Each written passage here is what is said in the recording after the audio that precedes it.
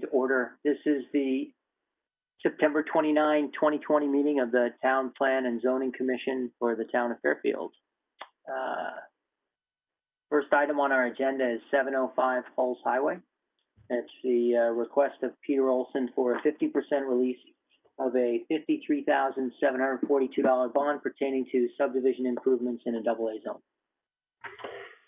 Jim Wendt, for the record, Mr. Chairman, this was a two-lot subdivision that was approved in 2017.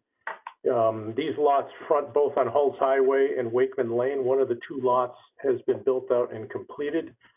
You do have an email in your packet, a report from the engineering department recommending 50% release of the bond, and we concur with that recommendation and recommend its partial release.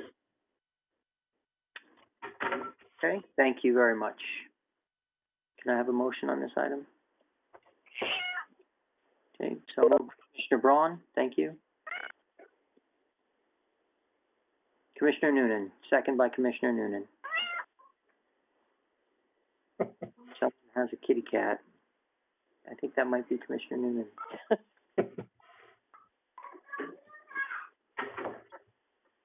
Very good. Well, we have the confirmation Cooley as well as Mr. Wendt recommendation for the release of this bond. Any questions or any other comments on this? I'm looking for hands. Okay. All right, all in favor, say aye. Aye. Are there any opposed? Any abstentions? Okay, so the bond is released at 50% unanimously. The next item on our agenda is old business. It's 528 Blackrock Turnpike, a compliance application of Alfonso Jr. for a 23-unit residential building pursuant to Section 830G of the Connecticut General Statutes. Okay, Jim Wendt again for the record, Mr. Chairman. I'm going to go through basically the same report with an addendum that I made 2 weeks ago, but just to kind of refresh everybody's recollection. The subject property is a 0.27 acre lot located at the intersection of Blackrock Turnpike and Castle Avenue in a Residence C zone. The previously existing dwelling on the site had been demolished. The proposal entails a 23-unit residential building of 3 floors above grade level parking and lobby. The proposal is submitted under Section 8-30G of the Connecticut General Statutes. As you know, it proposes that 30% of the units, or 7 units, are to be deed restricted as below market rate units. 4 units at 60% of area median income or state median income, and 3 units at 80% of that income level. Of the 23 units, 22 are 1-bedroom units, and there was 1 2-bedroom unit proposed. There are a total of 26 parking spaces. During the course of the hearing, the site plan was modified to provide 2 driveways, one for ingress from either direction on Castle Avenue, and one for right-hand turn only egress.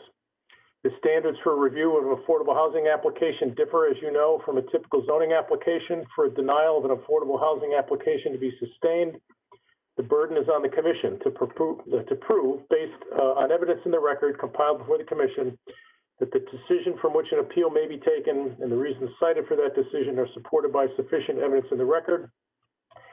And the commission shall have the burden of proof that A, the decision is necessary to protect substantial public interest and health, safety, or other matters in which the commission may legally consider. B, such public interest clearly outweighs the need for affordable housing. And C, such public interest cannot be protected by reasonable changes to the affordable housing development. The majority of the discussion during this hearing is centered on the issues of traffic and parking. The traffic report indicates that to achieve the sight line for vehicles exiting the site, parking needs to be restricted along Castle Avenue. Such a restriction would result in the loss of 3 on-site parking spaces. To offset this loss, the applicant has agreed to allow for 3 on-site spaces to be used by the public, thus resulting in 23 spaces available for the 23 units and 3 publicly available spaces. Restricting the parking on Castle, excuse me. Restricting the parking on Castle Avenue, however, would require the review and approval of the police commission. And in the absence of the parking restriction, a proper sight line cannot be achieved. The applicant has agreed, therefore, that the commission can condition the approval on the police commission approval, their subsequent approval of that parking restriction. That was laid out during the hearing, that the applicant agreed that that was a condition that they were willing for you to potentially impose. The traffic report recommends considering shifting the double yellow line, center line on Castle Avenue. Right now, there's a 30-foot pavement width. The recommendation is to shift the center line, so at least on the first block of Castle Avenue, to provide for an 8-foot parking lane on the southerly side, since potentially parking on the northerly side would be restricted, allow for an 8-foot parking lane on the south side of the street and 2 11-foot wide travel lanes.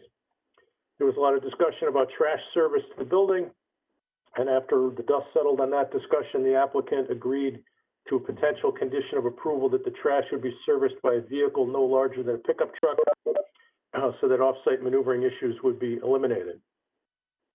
The intersection of Castle Avenue with Blackrock Turnpike is proposed to be improved by moving the stop sign and stop bar closer to the intersection and providing for a new crosswalk to improve the sight line there. And why, I think, in chief, why this was tabled last time is there was some concern raised about the potential impediment of the sight line for that intersection raised by the proposed improvements themselves. We did report last time that we had discussed with the engineering department that there was a potential sightline impediment there, and you were asked us to get something from the engineering department, which we did, and you should have received that today, hopefully, from Laura Pooley, and I will just read her note. Currently, as noted in the agenda staff comments of September 15th, concerns were raised as to whether the proposed site improvements themselves would present an impediment to the sight line to the right of Castle Avenue as vehicles exit from Castle Avenue to make a left-hand turn onto Blackrock Turnpike.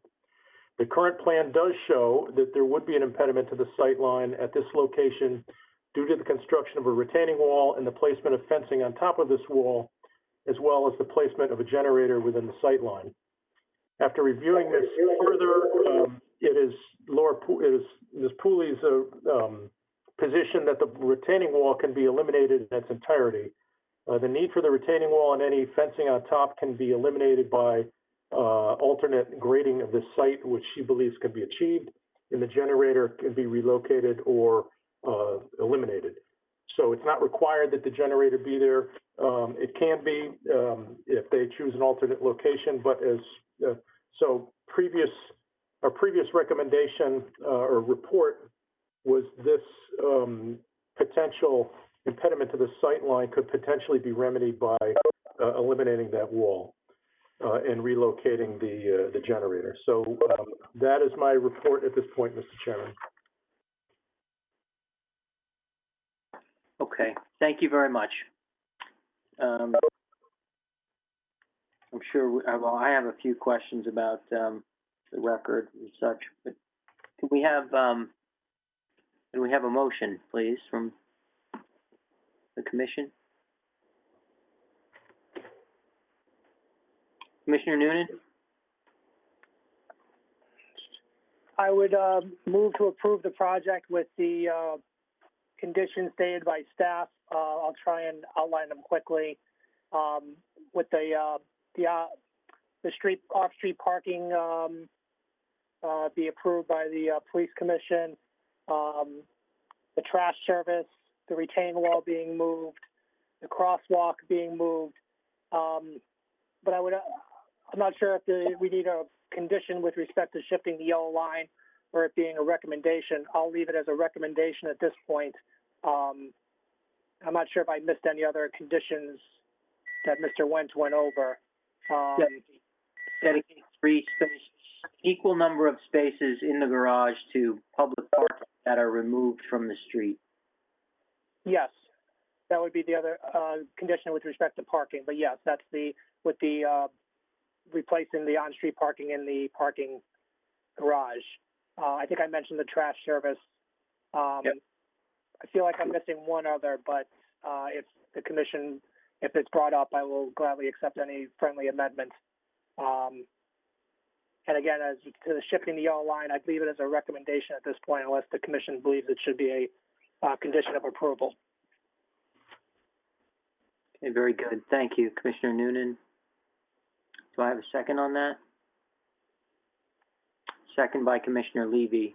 Thank you. A friendly amendment, perhaps? Please. Was the crosswalk, should that be a recommendation or a condition?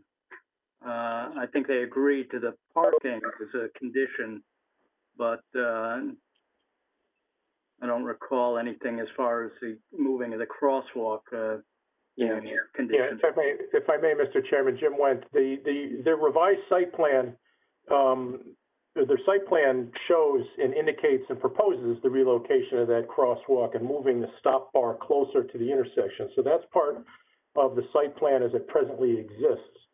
So I don't think there would be any issue at all. I mean, it's to. Well, we don't have to make it a condition of approval because that is part of the application. It is. If you want to bolster it by including it, I don't think there's any harm in that, but it is part of the current site plan.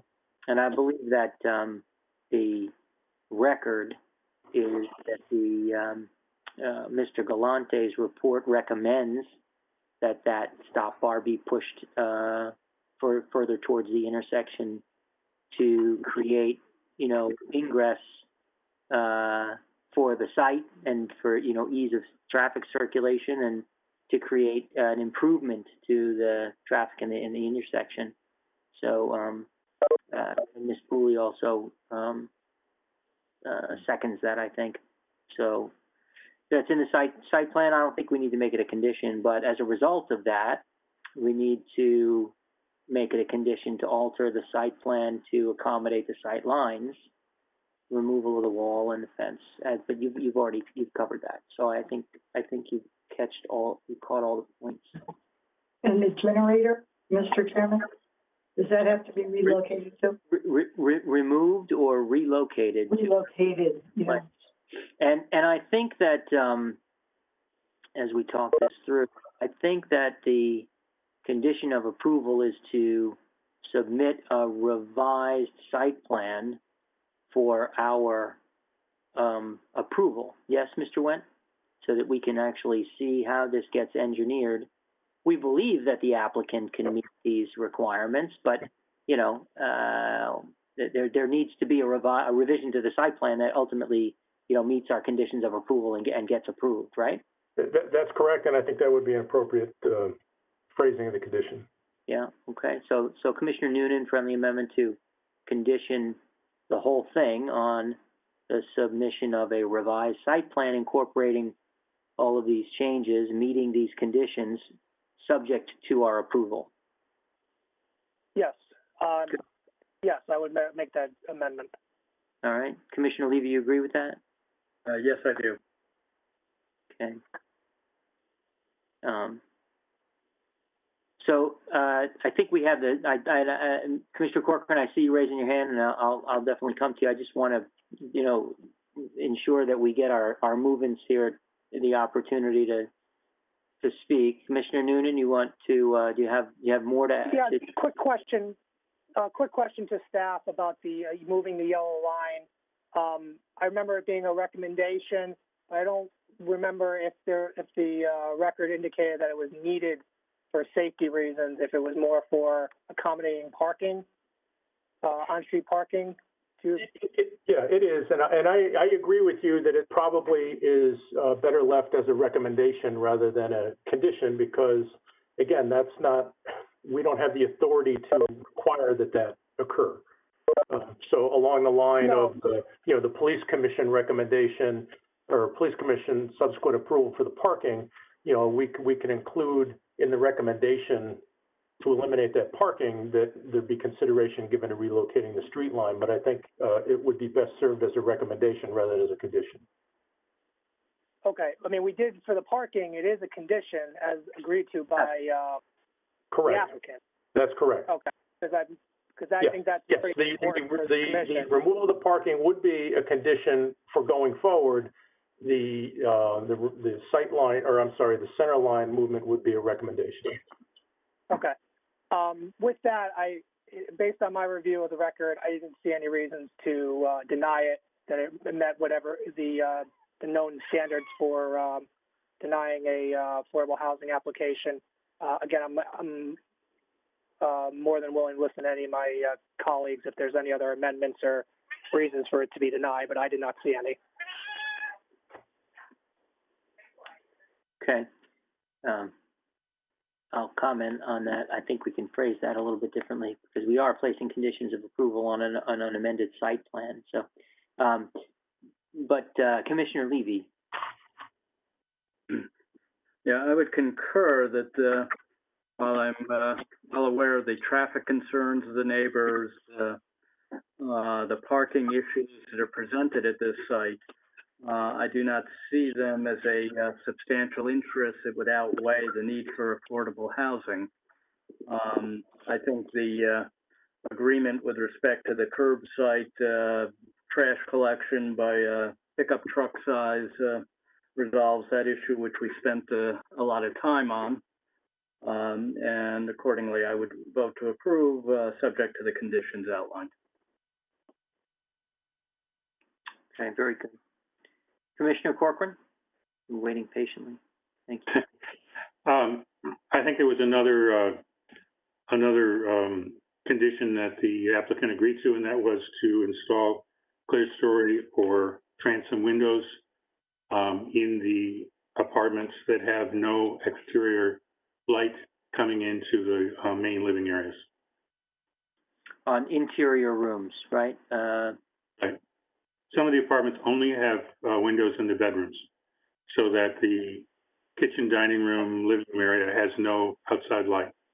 And I believe Mr. Versteeg mentioned that they had thought of putting up either clear story windows or transom windows, and I think we should make that a condition. Okay, so that's a suggestion for Commissioner Noonan is the movement. Do you Is a condition of approval or recommendation? I think it should be a condition of approval. That's fine with me. Commissioner Levy? That's fine with me. All right, thank you. But I think that there, you know, as you articulated it, Commissioner Corcoran, it is related to the health of the residents, that not having natural light and can be, you know, harmful to one another. I think there is a health and safety tie-in to that condition of approval.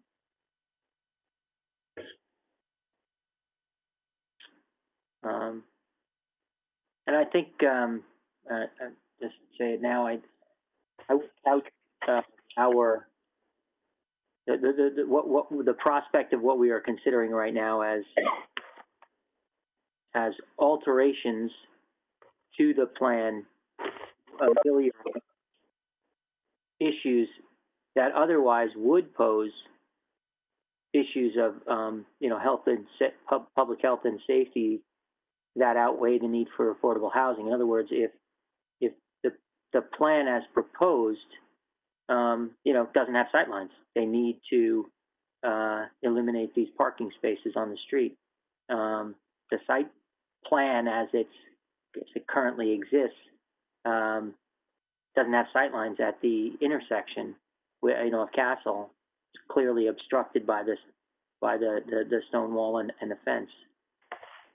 And so, you know, those issues to me are of significant importance that create an unsafe environment that you know, should be denied. But we are also charged with, you know, looking at call them improvements or modifications to the site plan to overcome those barriers and you know, propose alterations to the plan that would you know, alleviate those unsafe conditions if it's possible for the applicant to meet that.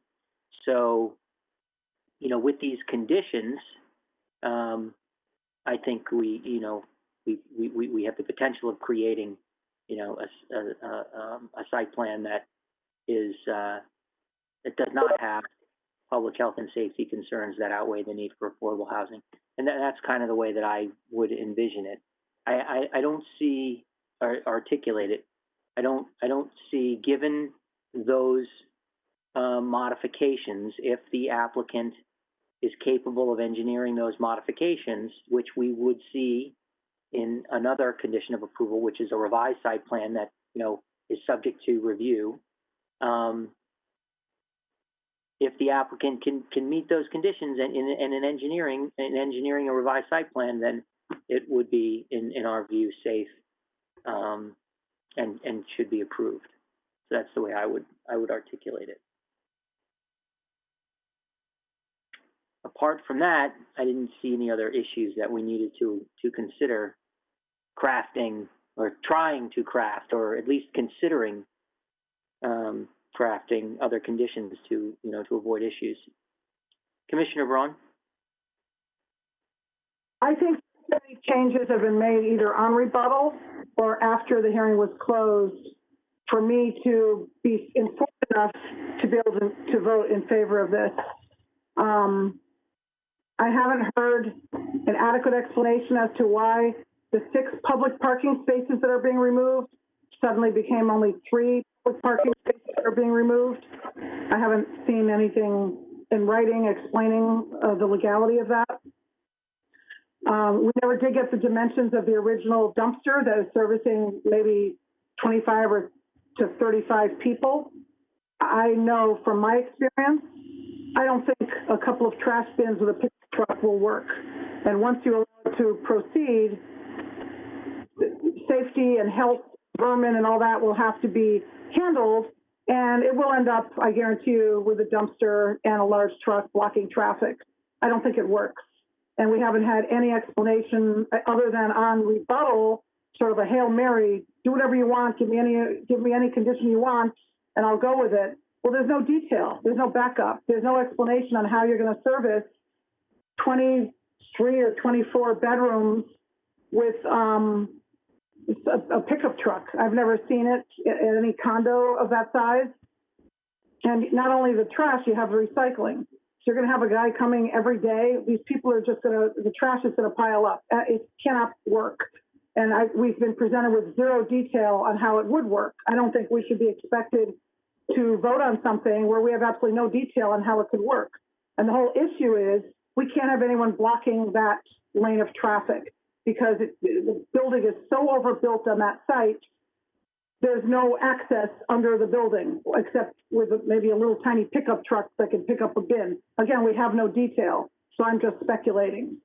As far as, first we heard you had to have a retaining wall and a fence, and now we hear you don't, but there's no explanation of why there would be a difference. We had a generator, now it can be moved. So there's a lot of missing information, and I can't render a decision and be fully informed without the information being provided before I decide. I would prefer not to have to get some kind of plan after the fact. I'd rather have it now before I decide to rule on this. So I think it's inadequate, and I don't think the garbage situation will work at all. I think that will be a hazard. I don't think you have sight line, and I don't understand the 6 spaces that became 3, and certainly they should be providing 6 for the public under the building. And by the way, this commission down Beacon View, which I had to recuse myself on, based on how is that ever going to be enforced on Beacon View. So now suddenly it can be enforced that people that live in a building can't park under the building, but the public can park under the building. I don't know how that works. There's no detail about that either. So I'll be voting against this. Thank you.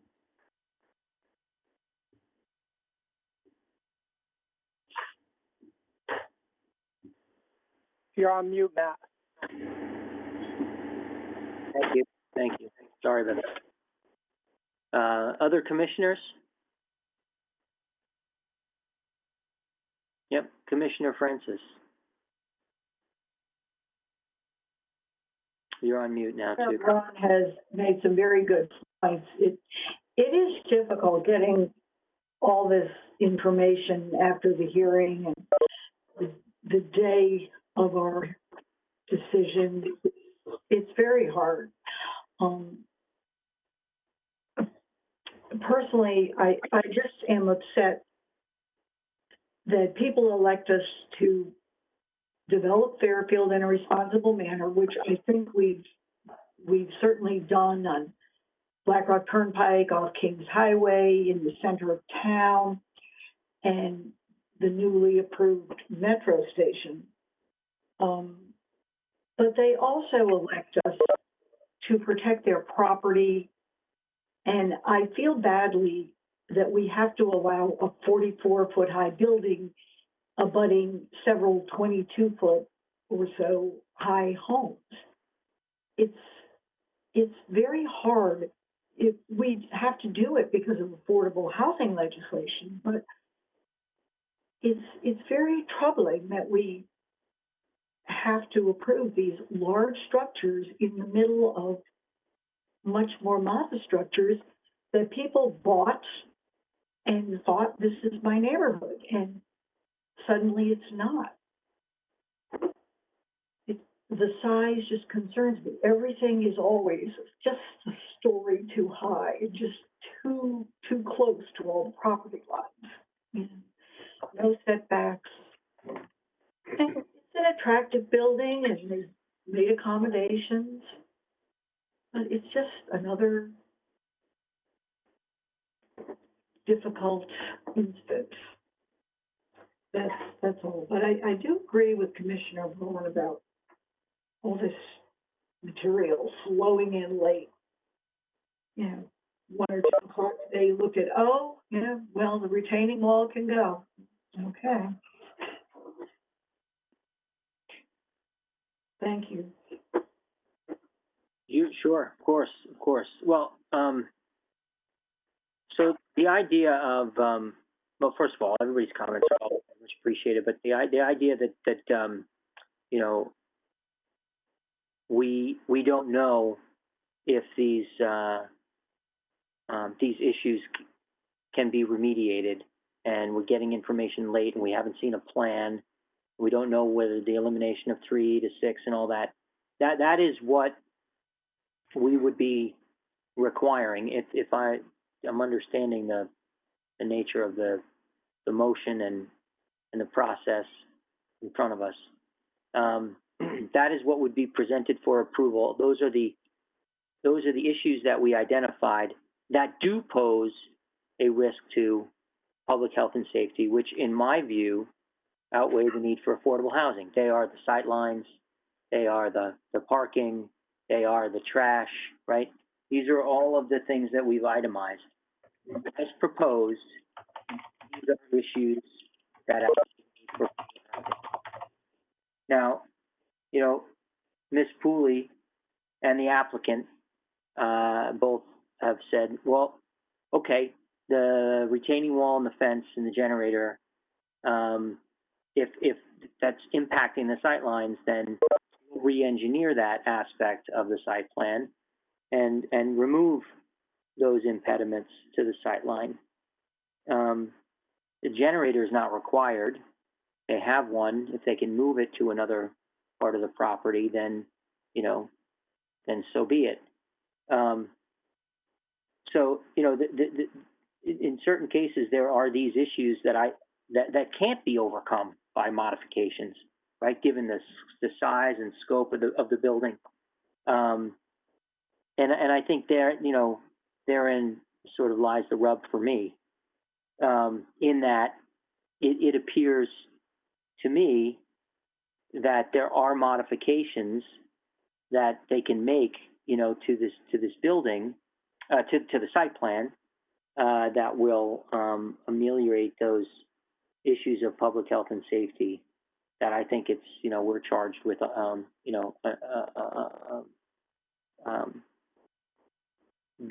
developing for, you know, for the record, and we're charged with considering, you know, modifications to the plan that would, you know, make it safe. So I appreciate everything you said, Commissioner Braun. And I'm the first one to jump up and down when people submit things late in the day of the hearing and all that kind of stuff. I think you all know that. You know, in this instance, though, I think that the conditions for modifying the the issues and submitting a revised site plan for our approval to overcome all these issues is what we're required to consider. Commissioner Bremen. Thank you. It's of course crucial to our role to listen to the concerns of neighbors in the community on applications, and particularly where there's issues of public health and safety at issue. The principal concerns that were expressed in the hearing on this matter were sightlines, traffic, in particular, the collection of trash and how that would impact traffic safety. Through the applicant's self-imposed conditions offered during the hearing on the record, which there were many, and through our motion to approve this application with the condition of a resubmittal of site plan approval that addresses these most significant concerns, I believe we have been responsive. We've fulfilled our role of ensuring public health and safety as expressed by neighbors and the community on this application. And in the future, the only thing I would note is that where there are conditions of approval that are offered by the applicant voluntarily on the record, it might be helpful to have something in writing from the applicant listing those conditions. I was careful to go through my notes as we were talking and making sure that the applicant had addressed its self-imposed conditions either through a resubmission of documents, modified documents, or that we had adequately addressed them in our motion, and I think that they have been addressed. With that, I would be in favor of approving the application with the conditions stated in the motion. Very good. Thank you. Other commissioners? Yep, Commissioner Braun. Any reason we couldn't make a condition of approval removing one floor? That seems to be the issue in pretty much all of these types of developments. It's just one floor too many. I agree with Commissioner Francis. Would that be considered? Have we heard? I don't recall hearing the evidence that would adversely impact the viability of the affordable housing development. I don't remember hearing it, but why couldn't we do that, or could we do that?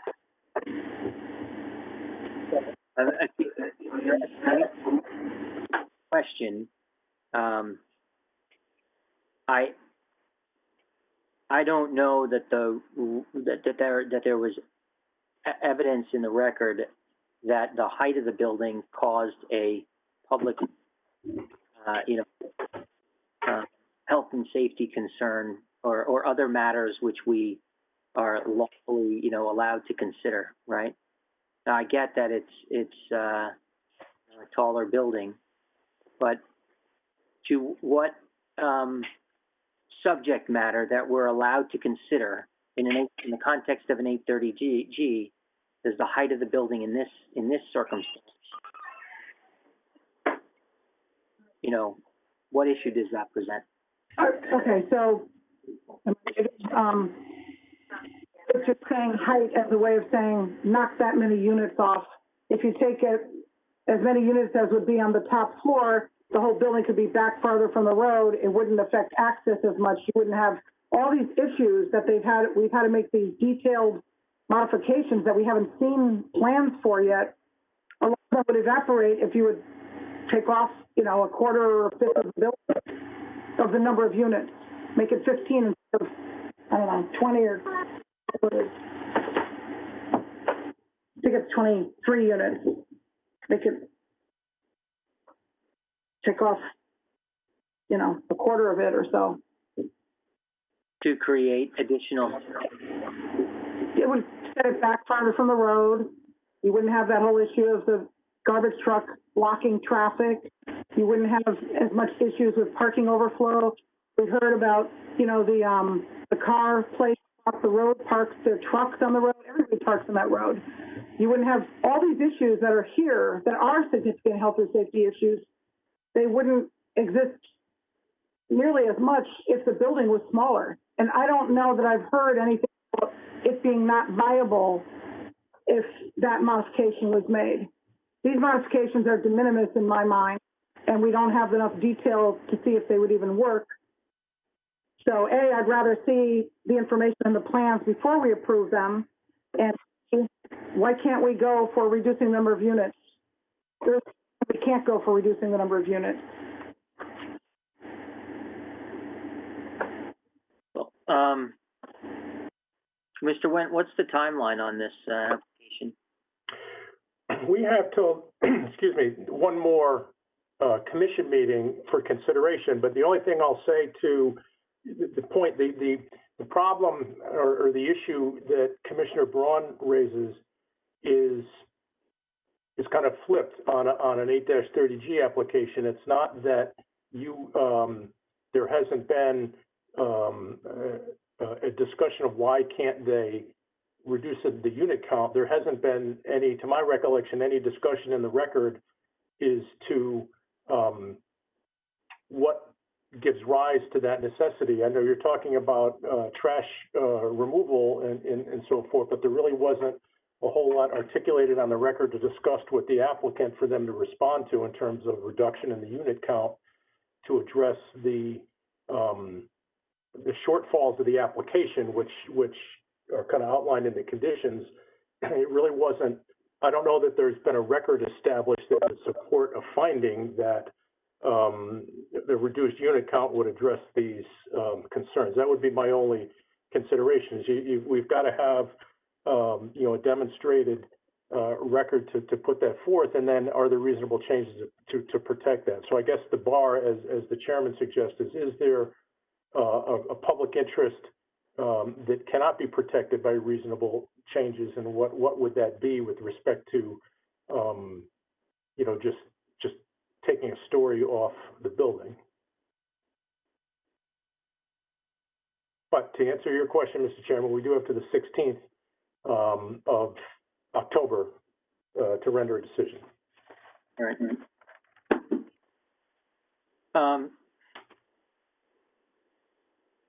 So I understand the point. There's no doubt. And other commissioners may be persuaded by your arguments. I don't know that.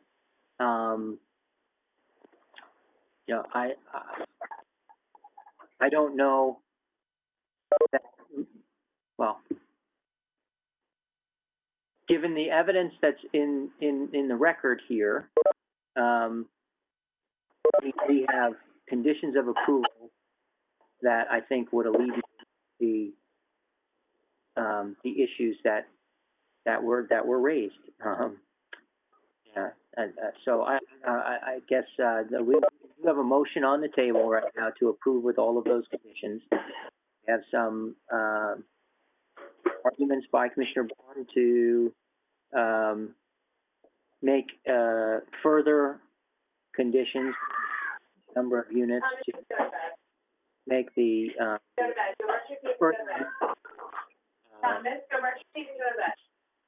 subject to the site plan being re-engineered. So I suppose, I mean, we need to vote on the motion that's on the table before we could move forward, unless, of course, the movement, Commissioner Noonan withdrew his motion, and that would leave us open to a new one.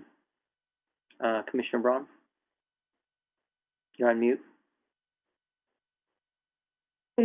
Can I add a condition to his motion? You can suggest a friendly amendment. Can't hear you. You're on mute. You're still on mute.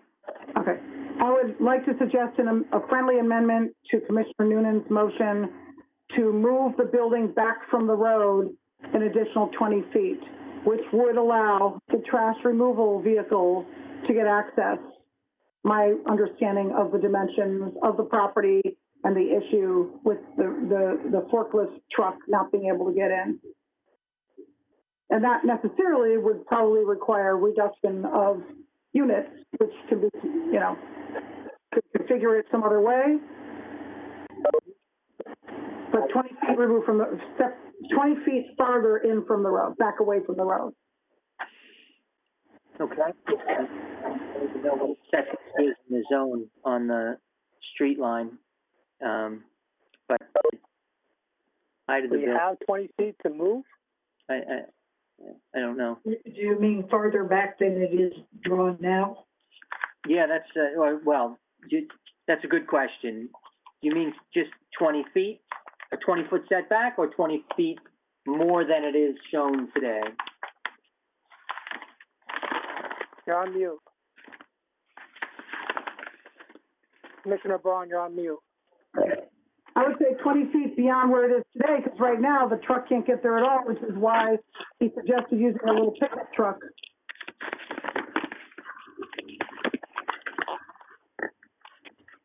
To be mindful, Commissioner Braun, when you push it back, pushing it back closer to somebody else's property. Well, I think, so honestly, I thought the plan showed it filling every square inch of the stuff. I could be wrong. I'm trying to find them.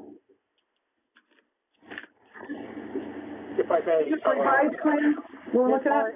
Ms. Harrigan, can you pull that up and share screen, please? I just don't have it in front of me. yeah, Jim went You for have the the site record. plan in front of you? We could try to pull that site plan up, but there is not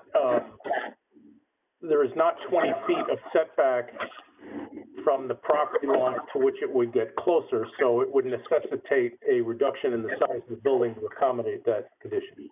That's my point. Yes.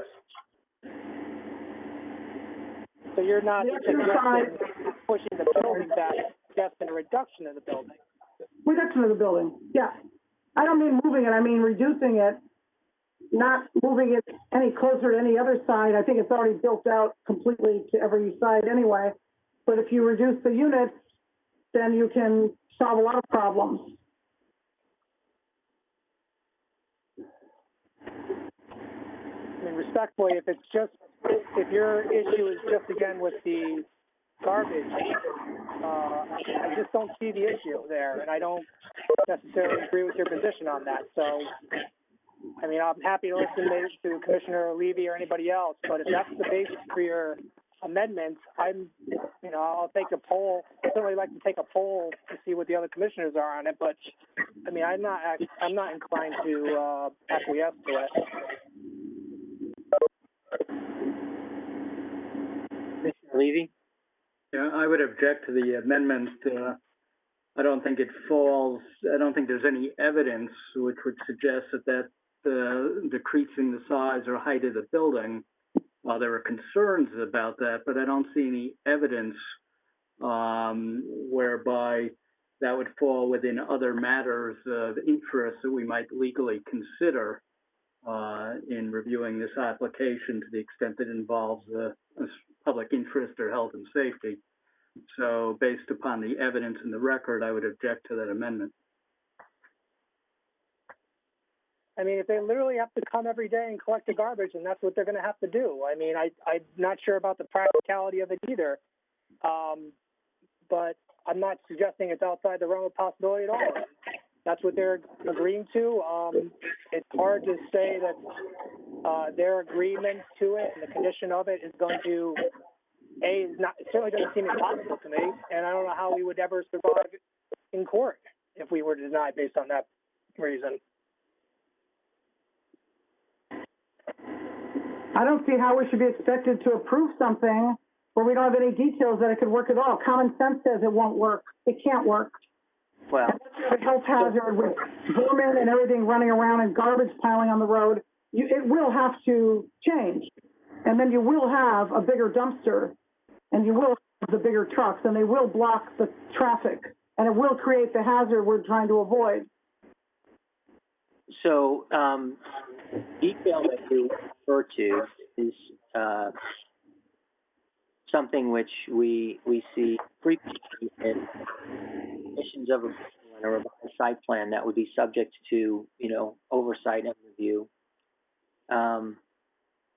If the dumpsters, are problematic, then through our enforcement, we can restrict their size and require them to, be picked up more frequently as the applicant acknowledged, I'm concerned that the record doesn't support, a further condition, because we've already heard an accommodation for the trash, and I don't think that the record supports moving the building for that. I just don't see it. So, and other commissioners on this, besides me and Commissioner Noonan? Anyone else want to be heard on this one? Okay. So we've got a motion on the floor to approve with various conditions of approval in order to, modify the plan, which is subject to a revised site plan, which is for approval by the commission. Are we ready to vote on that? Okay. All in favor, say aye. Aye. Aye. Any opposed? Okay, Commissioner Braun. Any other oppositions? I'm looking for hands because people are on mute. Okay. No, I see one. All right. Any abstentions? Okay, so the application as moved has been approved with one no vote by Commissioner Braun. All right. The next item on our agenda is our public hearing. I'll call the two related items together. Zoning regulation amendment, application of 131 Beach Road at LLC to amend section 5.1.4 of the zoning regulations of the town of Fairfield. And item 2, 131 Beach Road, zoning compliance application of 131 Beach Road LLC pertaining to the construction of a 40-unit residential building pursuant to section 830G of the Connecticut General Statutes in an A zone. Okay. So this is a continued hearing from July 14 and September 15, 2020. When we last left off, we were in the public comment period. We had several members of the public which did speak, but also several that reserved their time until today. We have Attorney Joel Green representing a neighborhood association, and I understand we also have Mr. Barnhart from the Affordable Housing Committee, as well as Mr. Cliver from the Historic District Commission. So we'll get back into public hearing. I'm sorry, was that Mr. Wett? Yes, I'm sorry, Mr. Chairman. Jim Went for the record. Mr. Barnhart had to step away to be on a call with the RTM. He will circle back once that call is concluded. Okay. You'll let me know when he comes back to the meeting, okay? I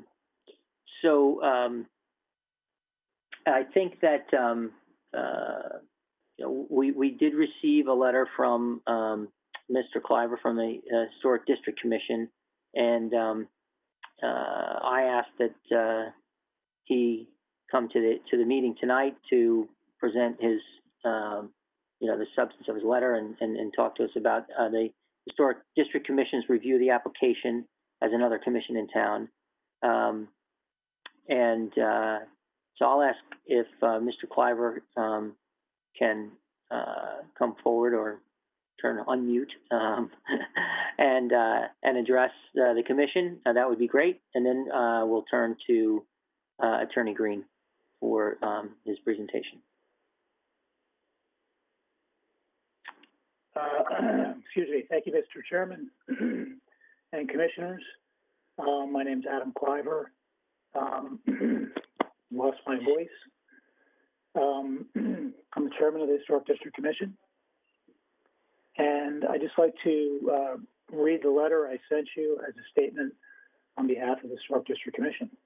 It's okay.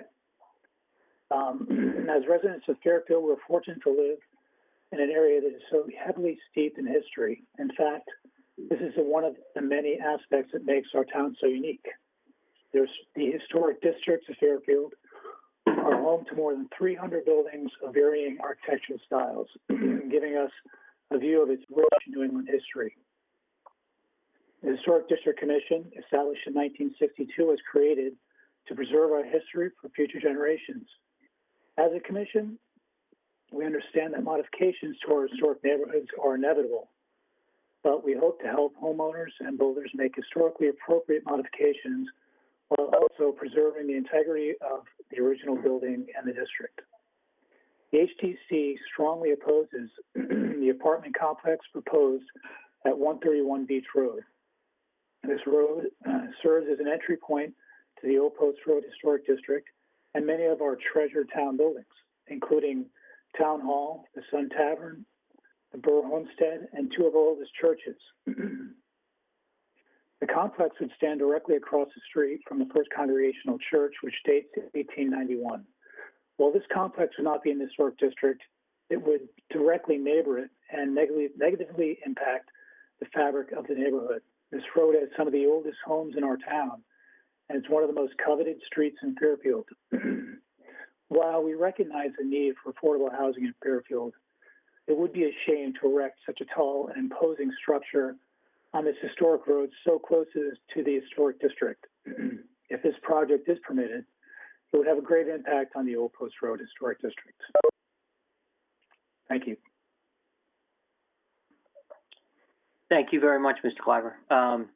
Yeah, I have a couple of questions, but before I ask, are there any other members of the commission that would like to inquire of Mr. Cliver?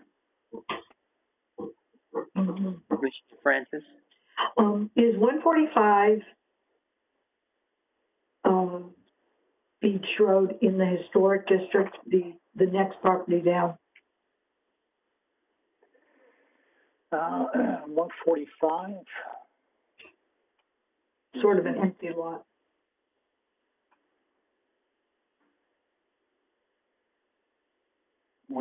Beach. Yeah. It actually, part of it does bisect. The border actually cuts through the, I don't know what you call it, I guess the southern border of that property. That's that little piece of property with the garage on it, right? Oh, okay. And 456 Old Post. Is that also the multi-family house? 456. The one on the corner of Beach and Old Post. And they both Not sure, I don't see it. Mitchell's. See, Oh, you mean 556 Old Post? 456 Mitchell's. That's 556. Oh. The corner lot is According to the GIS map. Yes, that is in the historic district.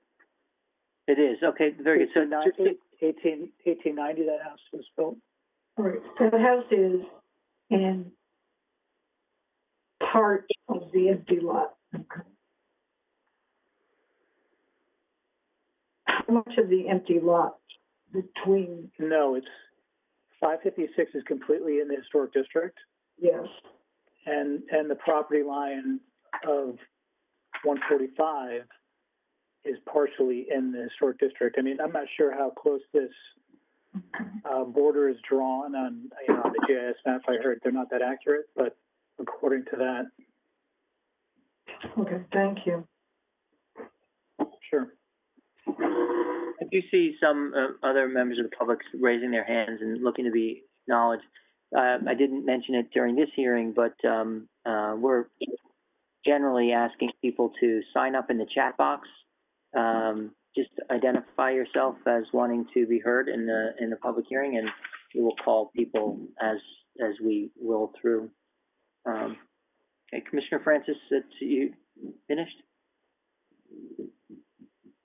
Yeah. Okay. Any other commissioners? Yes, thank you. Okay. So, Mr. Cliver, I wanted to ask generally about some things you talked about. First being, the charge of the Historic District Commission. What is the mission in terms of preserving the integrity of the district? Like, are there set rules that you're supposed to follow in considering, developments and proposals? Yeah, well, we have a handbook, which is basically guidelines to, how you can modify your home. It has different sections that explains what's appropriate. Certain materials are appropriate. Certain types of additions are appropriate, and some are not. So it's just that we have guidelines, basically. Yeah, and the purpose of the guidelines is to preserve the historic character of the district and the buildings and the history. Yes. And do you feel like the Historic District Commission has largely been successful in that endeavor? Yeah, I think so. I mean, look around town. I mean, what do you think? It's we have some amazing old homes in this town. I mean, it's a struggle to keep people from doing what they want to their house at times, but most people who live in the historic districts are pretty aware of, or conscious about developing their home, modifying their home. Right, and the development of a building which is as large and imposing as the proposed development here, what kind of impact would that have on the history of Fairfield in this district? I think it's the scale of the building. It's definitely not the use. I mean, the affordable housing isn't an issue. The type of building isn't necessarily an issue either. I mean, you drive down that road. I drive down there all the time, and there are a lot of office buildings, medical office buildings, and such. This proposal would be the tallest building on the street by a story, and it's literally right next. I mean, when you drive down that street, the Masonic Temple is such a small building and appropriate for that lot, and you can see through, to the corner of Old Post Road. I think you're going to lose that sight line when you drive up there with this massive structure. Not to mention the effect of the person who owns 536 Old Post Road is literally abuts that property. I mean, their property line is right up against this property. Mm-hmm. So I can't imagine anyone that, in terms of property value, that house, I think, its property value would be negatively impacted by such a massive building in their backyard. Right. And, I think the Historic District Commission was also instrumental in establishing the Fairfield History Museum. Is that right? I don't know that part, to be honest. Okay. I've been there a long time, but I don't know the complete history of everything that's happened in town. Sure. But one of the I do know that. Sorry, go ahead. No, please continue. I was just going to say that this particular entrance into the historic district is home to some of the oldest homes in Fairfield. And the scale of these buildings are much smaller than anything you'll see today. The ceiling heights are shorter. The buildings themselves are just smaller. So, I think it's a shame that the street itself has been developed the way it has over the years, but, you know, I guess that's progress and there's nothing you can do about that. It is outside the historic district, but it's a bit of a shame to drive down, you know, that beach, you know, and Beach Road and have all these office buildings there, and then to drive into this quaint, historic district. So I think trying to, you know, keep that issue from getting any worse is probably a good thing. Right. And in your experience, when these kinds of developments occur to historic properties, and you lose that history, do you ever get it back? I mean, can you ever recreate that? You know, you can try, but no. I think once you lose the fabric of an historic property, you know, then I think it's very difficult to get that back. You know, I mean, it's when you walk into a home, it's not just on the exterior, it's on the interior as well. But I guess, you know, in terms of the Historic District Commission, we only look at the exterior. And if you start going to synthetic materials, for instance, you know, you'll notice a difference. The house won't have as much texture to it. You know, you won't see the age of it anymore. It'll look new. So, yes, you remove historic materials and they're gone. Okay. And so your issue, you don't have any issue with the use, right? Affordable housing, multifamily. No problem with multifamily. Wow. Right. So really, the impact from a historical perspective, the impact is the height and the imposing nature of the overall structure. Yep.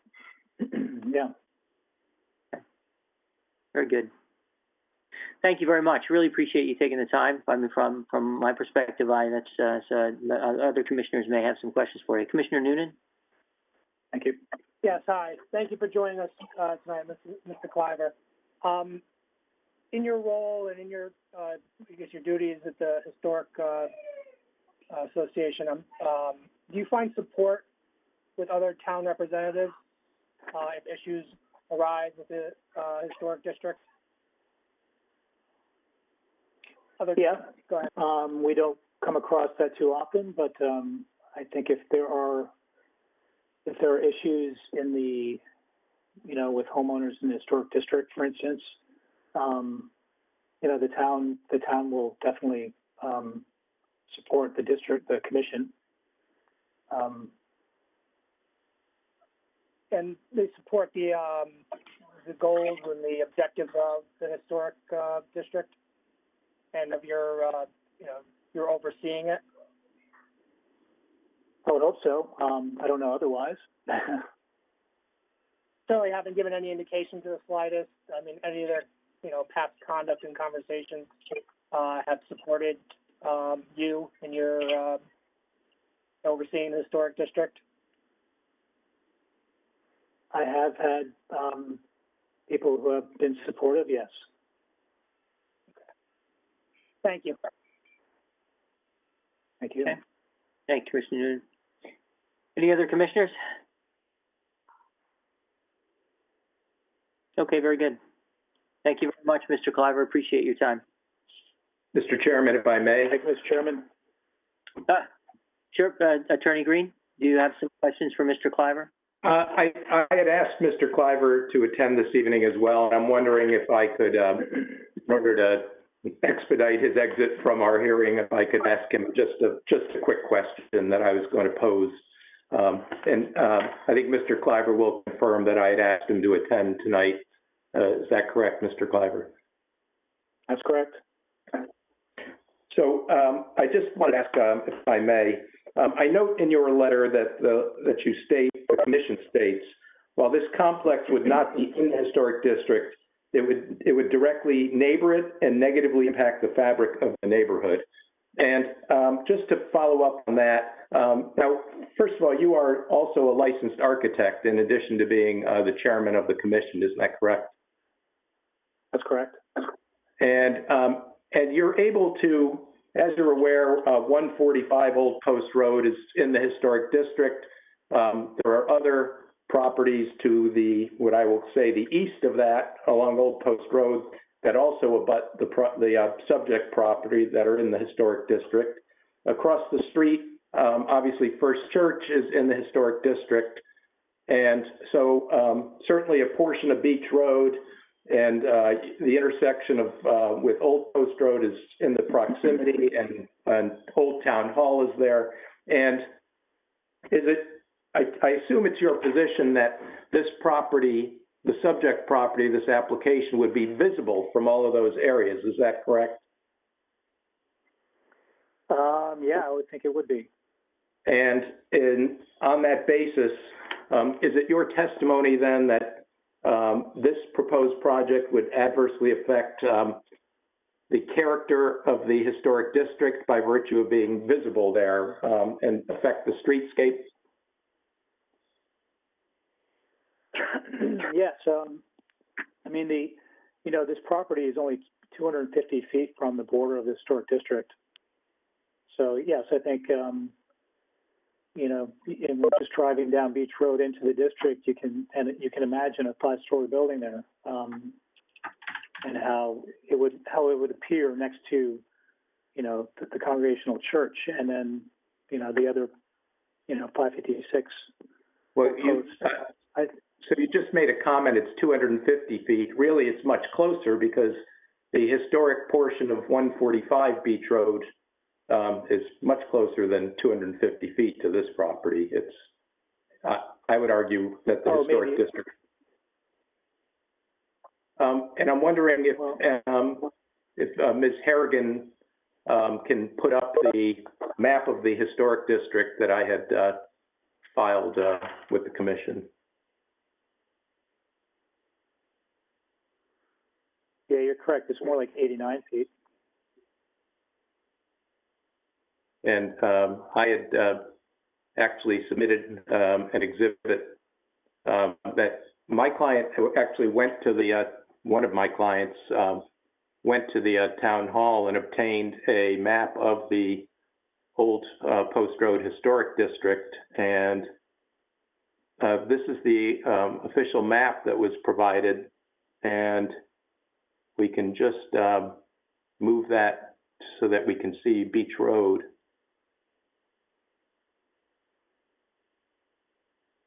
There we go. So this map suggests actually, and this was, I believe, from the town clerk's office, that actually the Old Post Road Historic District, and if you can just scroll down and show the title on the document.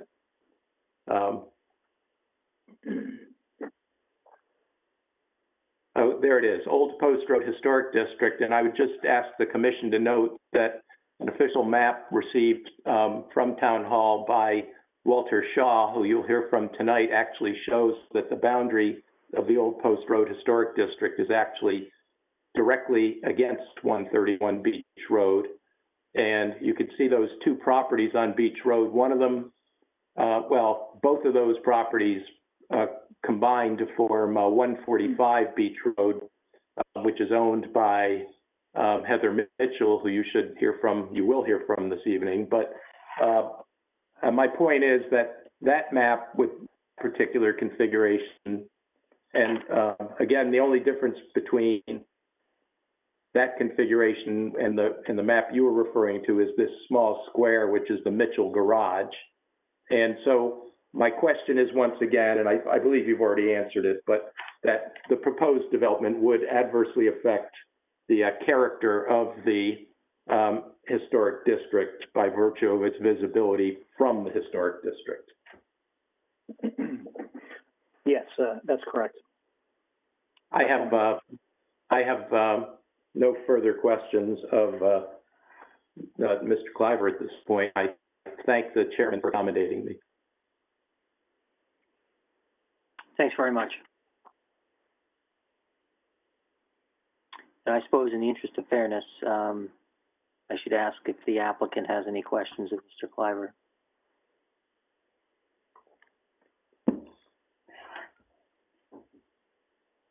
Okay, Chairman? yes, Chris Smith, thank you. Mr. Smith. Attorney Smith, please. Just a couple of quick ones, Mr. Chairman. Chairman Kleiber, do you have your handbook, your Historic District Commission handbook handy by any chance? I do. Would you mind just reviewing the map in it and see if it is the same as the one that's up on the screen? I believe it might be page 10.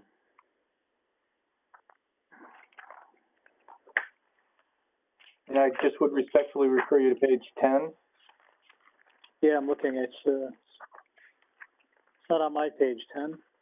16, I'm being advised now. I don't have it, I apologize. 16. Yes, it's the same map. So that map does not show a split, I'll call it a split zone of the Historic District Commission, where it does not include the entire 556 and 536 Old Post Road?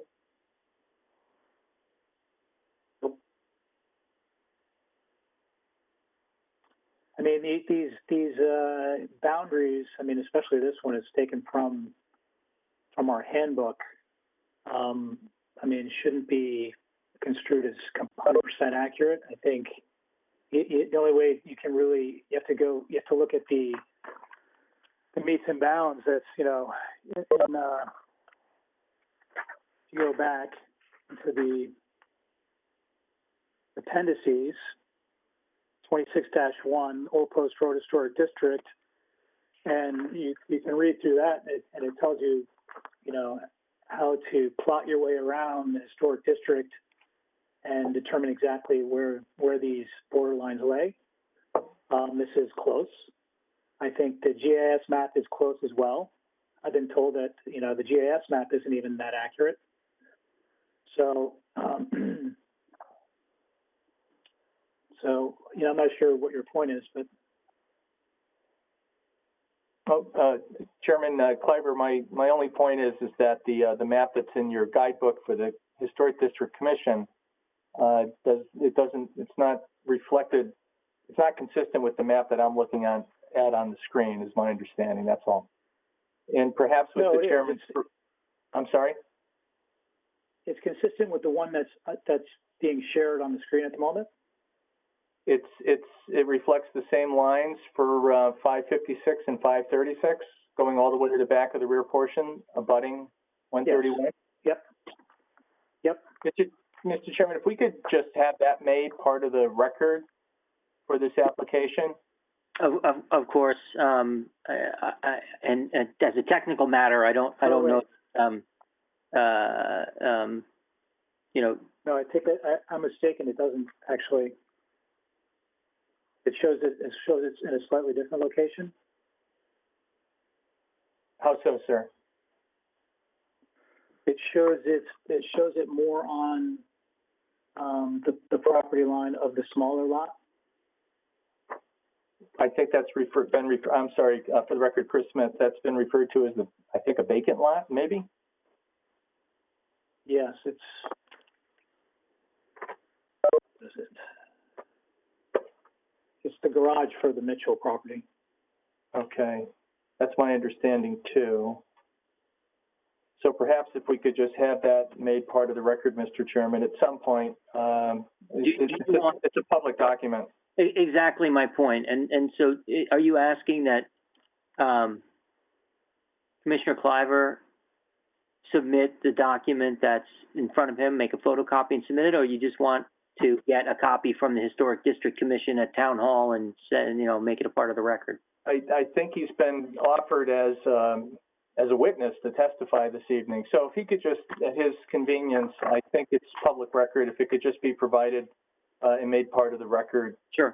For this evening, that's all. Yep. And then last couple of questions for Chairperson Kleiber. So you're familiar with the state statutes governing historic districts in the state of Connecticut? Yeah. And specifically Section 7-1, Chris Smith Section 7-147A authorizing historic districts to be created. Yep. In subsection B, the procedure for establishing a historic district. Yes. And isn't it true, sir, that 131 Beach Road has not been designated nor placed in the historic district, in any historic district in the town of Fairfield, as provided by the statutes? That's true. Okay, thank you very much, Mr. Chairman. I appreciate it. And Mr. Chairman of the team, Chairman Wagner, thank you as well. Very good. Thank you, Chairperson Cliver. Okay. Excellent. Well, thanks very much. Attorney Green, you're on mute. So as I mentioned, Mr. Chairman, if I may, just a follow-up. sure. Mr. Cliver, this disparity that apparently, this slight disparity in the boundary of the historic district there, does that in any way impact your opinion on the adverse impact on the historic district? No, of course not. And I want to be All clear right. that these maps aren't surveys. They're not, A2 surveys or.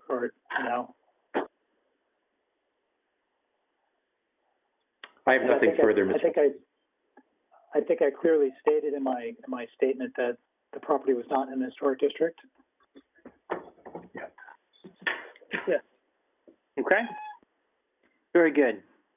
Thank you again, Mr. Cliver. So as I mentioned at the top of the matter, I would now turn to Attorney Green for his presentation, and then when he is finished, we'll move on to members of the public, and then back to the applicant for rebuttal.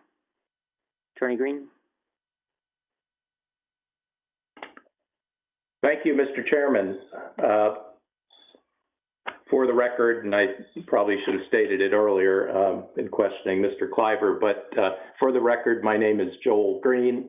I practice law in Bridgeport with the law offices of Green and Gross, and once again, it's my pleasure to appear before the Commission on behalf of the Old Post Road Area Association, which is a local community organization that seeks to preserve and enhance the historic character of the neighborhood and to promote a sense of community for the residents in and around Old Post Road.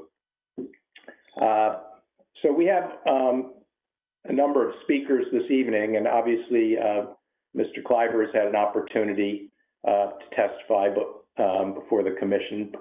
What I'd like to do is I'm going to address the application in two parts, and while I have some speakers who are, I know, eager to proceed, I think that it would be what I'd like to do, with the chair's permission, is to just briefly take up the issue on the text amendment.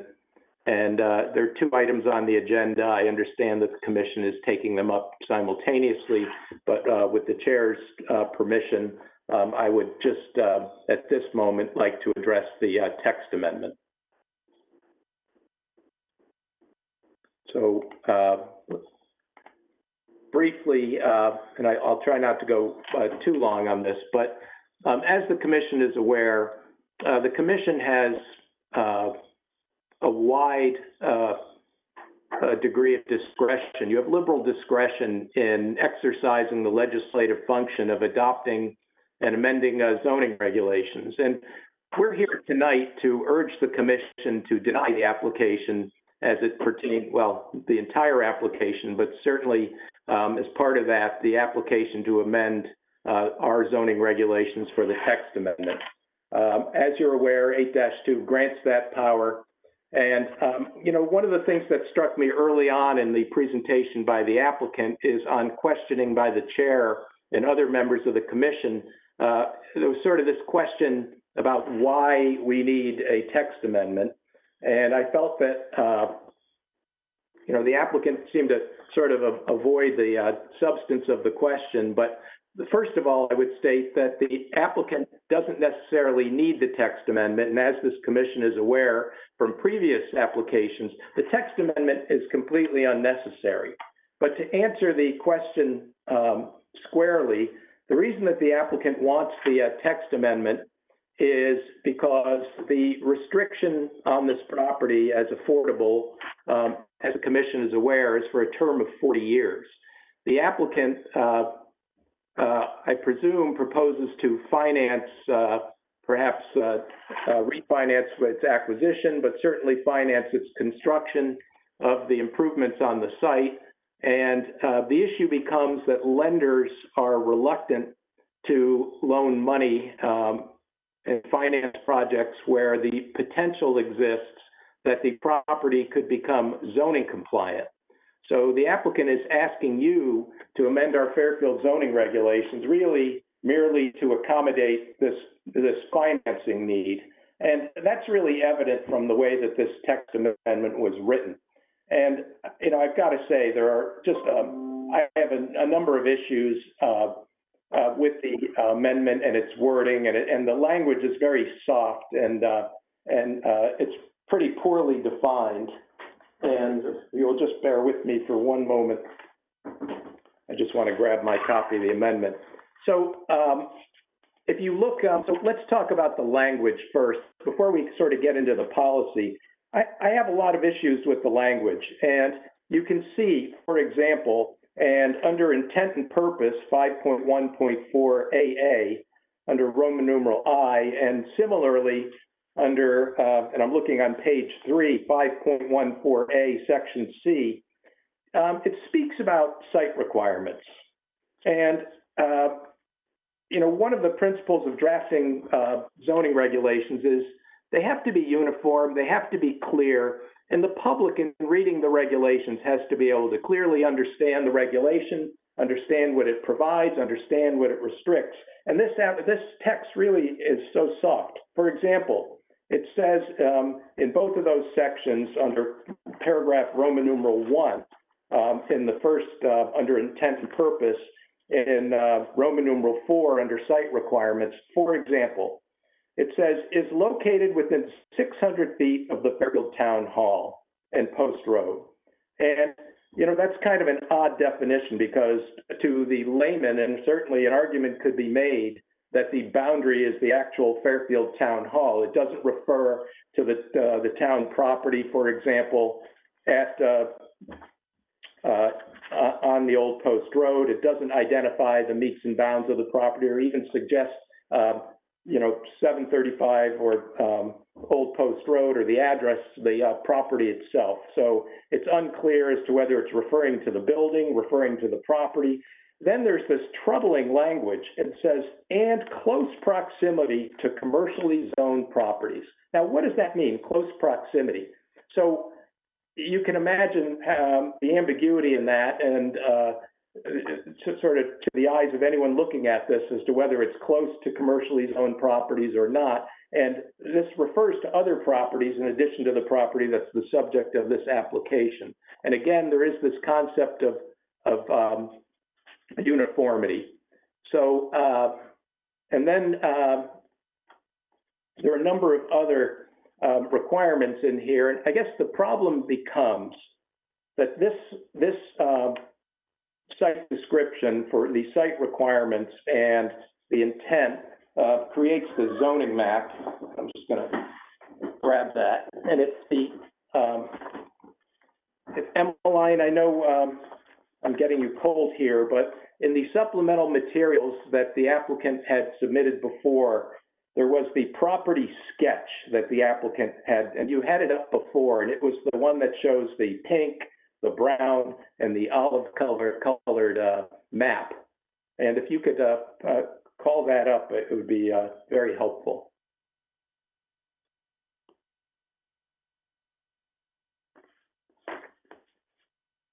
There it is, perfect. Now, you can see that this map sort of creates a lot of problems because what the applicant is trying to effect is, you know, really the applicant is trying to capture its property primarily, obviously, but some other properties sort of get caught in it, and some properties are in it. It's very arbitrary with the 100-foot wide definition. So you can see, for example, several properties here where that are involved, 720, specifically 720 Old Post Road, and then the property of First Church. And it's very arbitrary. You can see that there are other properties. For example, there's a property on the left on Old Post Road that seems to have quite a bit of square footage. There's a property on the other end of the zone where you can see that there's a small triangle on a cul-de-sac, and you could see, for example, that even with a slight lot line revision in some of these lots, that clearly these lots could come into the district, could come out of the district, and sort of the applicant didn't really offer you any reason to make the minimum lot size, for example, a half an acre, why to make the minimum frontage 100 feet. So there was little offered on that in terms of rationalizing that. But interestingly, you're creating sort of split zone properties as well, where only a portion of this property, the subject property, and a portion of First Church and a portion of 720 Old Post Road qualify in that zone. And sort of the language of the text is clumsy in terms of that. And I would also note that the owner of 720 Post Road, for example, signed our petition in opposition, and yet their property is being included potentially in this overlay zone. But let's talk about policy. The first thing is the applicant did not address for this commission the effect on the local historic district. Now, you've already heard from Mr. Cliver that it will have an adverse impact on the local historic district. And as you can see, for example, if First Church or any portion of that property were to be put to this use, or 720 Old Post Road, or indeed if any of these properties that are in that 600 zone were to be combined with another property, and you could see over on Old Post Road, there are a number of properties that could be consolidated. There's nothing that the applicant has offered that would give this commission comfort on the potential for having a very large scale, out of character development anywhere in the historic district. I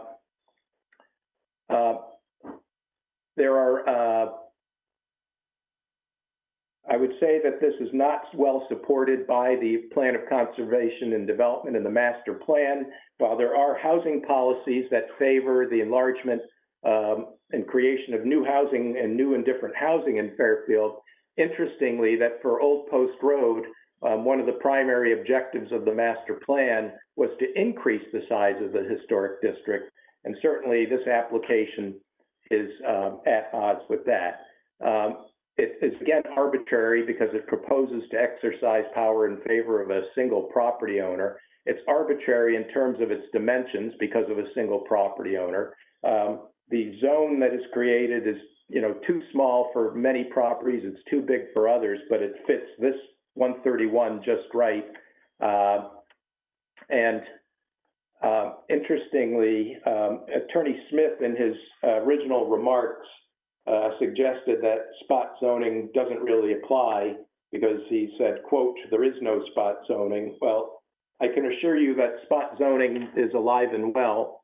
And I recently, within the last 18 months, I believe 18 months, got a decision from Judge Ratcliffe, or by Judge Ratcliffe in the Superior Court, in the matter of Miller versus Planning and Zoning Commission, which was an appeal of a zone change in Blackrock, where the decision turned completely on the issue of spot zoning. And I would suggest that this has many of those elements, as it, once again, specifically really benefits and is designed to benefit a single property owner.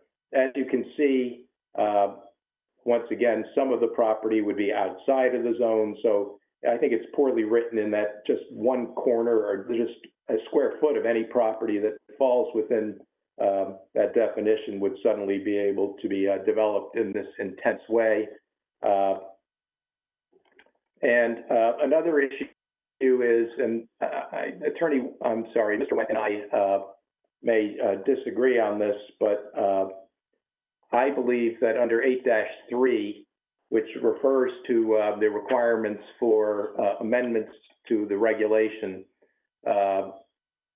where, and it refers to, and I'm referring to 8-3 of the Connecticut General Statutes, there's specific language that a copy of such proposed regulation or boundary shall be filed in the office of the town, city, or borough clerk, as the case may be in such municipality, but in the case of a district, in the offices of both the district clerk and the town clerk of the town in which such district is located, for public inspection at least 10 days before such hearing. I know that Mr. Wendt's position is that the notice requirements were altered by the governor's emergency orders. I would suggest that this statute doesn't create that exception for notice and doesn't refer specifically to notice, but does refer to inspection admittedly, but that didn't happen. And, you know, the other issue that I will raise for the commission, and I hope that you're sensitive to this, is the policy of not sort of following and clogging our zoning regulations with regulations that apply to a single property. And if you think about it, you know, part of making our regulations user-friendly is obviously in brevity and simplicity, and adding pages and pages, and in this case, potentially almost 6 pages of regulation for really a regulation that has such limited application, I really think is just clogs and fouls our zoning regulations and makes them more cumbersome to use. So I would urge the commission to avoid that. And just bear with me for one moment.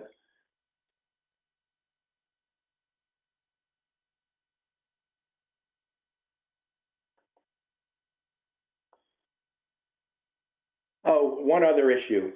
I'm presently involved in a case in Westport, and in fact, we have filed a petition for certification to the appellate court of the state of Connecticut. And I'm joined by the town attorney, Ira Bloom, and in fact, we are opposite John Fallon in this matter. And the issue that has been created in that case is that an affordable housing application was proposed for a site that already had buildings on it.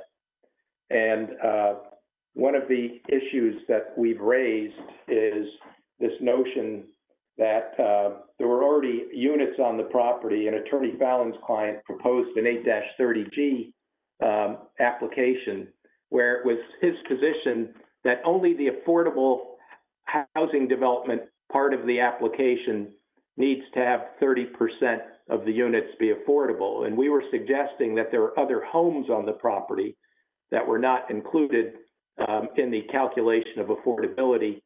And this proposed regulation would also lead to that specific issue, because obviously many of these properties already have existing homes on them and existing buildings, and this would suggest the creation of, or the right to sort of, it would promote the notion of creating a development that once again would create potentially a very intense use of the property in addition to existing development of the property, and this is a densely developed area. So going back to the beginning and all these factors that I have raised for the commission, once again, going back to zero, is this proposed text amendment is wholly unnecessary, and once again, it's just so calculated to benefit this individual applicant and really does not benefit the greater community, the greater Fairfield community, and certainly doesn't make our zoning regulations better. So I will just address that by urging the commission to deny the proposed text amendment. And I will move on. And what I'd like to do now is I would like to, as we go on to the zoning compliance and site plan, is I would like to introduce Walter Shaw, who is the treasurer of the Old Post Road Area Association, and he will, with the chair's permission, he'll address the commission at this point. Thanks very much. Please, yes, that would be great. Please proceed.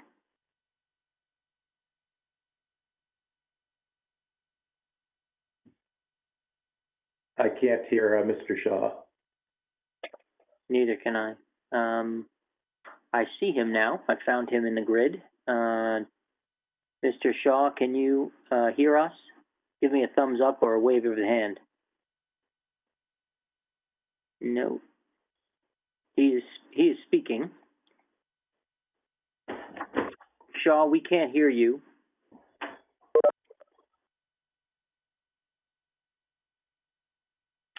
So, if you can hear me.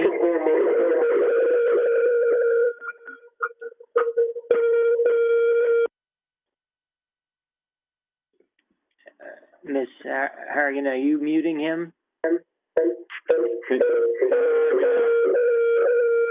think it's 2 o'clock.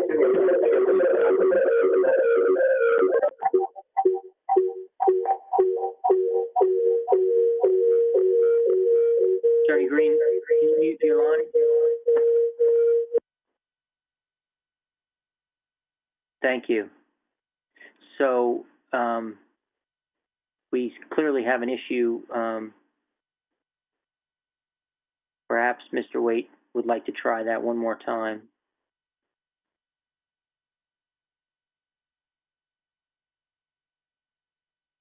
I believe he was going to try to use his phone, and I don't know if maybe I have it overrode in terms of being muted.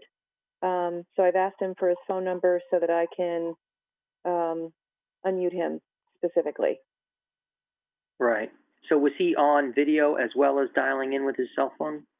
He was, and originally I think when we had the early feedback, that was him because he was having issues with his computer. So I'm just going to try, he just sent me his phone number, so I'm just going to try to...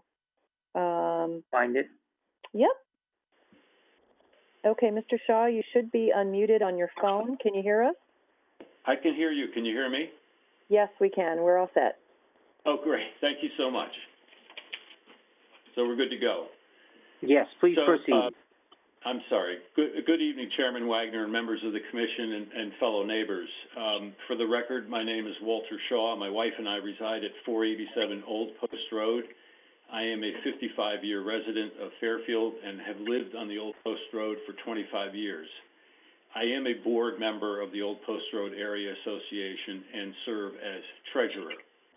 I would like to read into the record a petition in opposition of the proposed 4-story apartment complex at 131 Beach Road.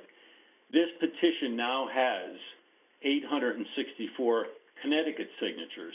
We have 1,400 signatures, but there was a little mix-up in, when you run a petition that's nationwide, there was some malfeasance in odd names, so we cleaned it up, but there's many Fairfield residents who have left Fairfield who are opposing this, but for the purposes of cleaning this up, we've just submitted the 864 Fairfield and primarily Connecticut residents. So 99% of those signatures are people in our neighborhood. So these people in the community, we have elected officials in Fairfield. Town officials have also signed, including Senator Tony Wang, Representative Brian Farnan, and Representative Laura Devlin. A copy of this petition and all signatories has been provided to the TPZ Commission and artist renderings of all abutting historic homes to show the negative impact this building will have on their homes both day and night. Many letters have been written to the Commission and have been published in the local papers. Letters from local officials and prominent residents such as Michael Geely, First Selectman woman Brenda Kupchak, Chris Liddy, Chief of Police, and many more. There's an outpouring of support and opposition of this project. If anyone wants a copy of all of this material, you can reach me at the Old Post Road website at oprah1639.org. Well, Mr. If I could just say that sure. There's additional material that you would like to make a part of the record that needs to be submitted. but we can't be charged with reaching out to you to collect material that we're interested in seeing. Sure. No, I'm just saying to the general public, if there's people on the call that were interested in material, that I want to make available to them. Very well. I'm sorry. Before I read the petition, I would like to share a couple key observations as an Old Post Road resident. Living here 25 years, I can honestly say, without exaggeration, just exiting my driveway on the Old Post Road is hazardous. I mean, maybe once a day, my wife and I are able to exit our driveway safely. And you did not hear that in the developer's traffic expert from Mike Galante. I and other neighbors have all experienced anger and near altercations instigated by drivers not letting us exit our driveways. The Old Post Road, while beautiful, is a highway, as it's often used as an alternate route for the Post Road and even I-95 when there's accidents on 95. You will not hear this in a traffic report. The intersection at Beach and Old Post Road is extremely dangerous, and several pedestrians have been hit by cars at this location. You did not hear this from the developer's traffic report. My friend and neighbor, and also an Old Post Road resident, Judy Kubica, was hit by a car riding her bicycle at this intersection. Other pedestrians have been hit. One was in a coma for several days. You did not hear this from the developer's traffic report. I think at some point in these situations, we have to step back from words and statistics on a piece of paper, in other words, traffic studies written with a bias for both parties, and just go back to good old-fashioned common sense. Just counting cars on Beach Road is a misleading representation of this neighborhood. The fact is, you are hearing directly from a resident who deals with this safety issue every day. There simply is too much traffic, and it is a safety concern we all share. The applicant's traffic study focused only on Beach Road, and I will submit to you this. If this building is approved for any reason, I would say that 50% of the people that are exiting this building will have to take a left, because we all know if you drive down Beach Road, the traffic light at the Post Road typically backs up past the medical buildings, so they won't be able to take a right. So these people, these potential new residents in this area will take a left and make the intersection of Beach and Old Post Road even worse. It's already congested, especially at certain times of day. And so that, to us, is a problem. And imagine that intersection with 80 potential new cars taking a left during rush hour in the morning or the evening. Finally, in order for this proposal to be approved, the Police Commission has to surrender 6 public parking spaces on Beach Road for line of sight to the proposed building. Now, I can tell you, during the day, most, if not all of the parking spaces on Beach Road are taken. Now, during COVID, there's an exception because the schools are closed and so forth. But I travel that road 20 times a day, and all those parking places are taken. When you're driving down Beach Road, you're negotiating UPS trucks, mail trucks, people exiting all the professional buildings. But my question here is really simple, Chairman. Why should the Montessori school, my neighbors, and the general public surrender those much-needed parking places to support something that's just going to add a tremendous number of cars to this busy area? Those parking spaces have been in use for decades, and we have over 30 public events on the town green. We have now jazz festivals, which is nice. We have things like the Christmas tree lighting ceremony, parents picking up their children from the Montessori school, church events, overflow from the Gala Club, and from the funeral home. I personally feel it is unfair to relinquish these vital parking spaces. And I want to make this point, how simple it sounds. But if the traffic is not a problem, as the developer's traffic expert, Mike Galante, who I have a lot of respect for, has claimed, then why would they need these parking spaces for line of sight? The reason is for safety. They are obligated to provide line of sight so that people living in this building can exit the building safely. As the TPZ commissioners know, and I say it with all respect, 8-30G stipulates that any development seeking 8-30G status cannot unreasonably threaten human health and safety. Developments must not pose any safety and/or health concerns. Everyone, even in affordable housing, must have safe egress.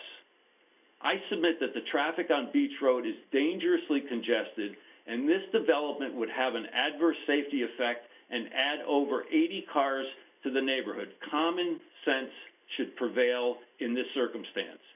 I urge you all to support our efforts to either deny or amend the proposed building so that it limits the number of additional cars to our neighborhood and does not alter the character and history of the town green forever. Now, before I read the petition, I want to make a note because there's been some mention of this. The petition references certain structures in the Fairfield Historic District, namely the First Church and St. Paul's Church. For the record, they are mentioned only in the context of Fairfield's history and nothing more. The petition reads, and again, I want to add 1,400 signatures, over 800 Fairfield residents have signed this, and along with most all elected officials. The Old Post Road Area Association and neighbors living in the Historic District respectfully ask that you review this petition and support our efforts to maintain the historic character and scale of our neighborhood. As you may be aware, this is a proposal to develop the former Masonic Lodge on 131 Beach Road into a large 4-story apartment complex. Parking would be above ground under the first floor, so this would amount to a 5-story building that is over 60 feet in height. The project would include a total of 40 apartments, including 1- and 2-bedroom units. While the property is zoned for a single-family dwelling, the developer is proceeding and utilizing a state statute, 8-30G, parenthetically, that allows development of any size building, superseding town zoning laws and the consent of abutting neighbors and neighborhood. The 8-30G law was designed to provide needed affordable housing to families that meet an income level in accordance with the statute. The Old Post Road Area Association and neighbors recognizes the need and welcomes affordable housing in our community. However, it is clear this developer is using this statute to erect the largest building possible in a neighborhood most Fairfield residents consider sacred. Fairfield's unique history, dating back to the War of Independence from the British, is the very core of our existence. It's the genesis of who we are as a town.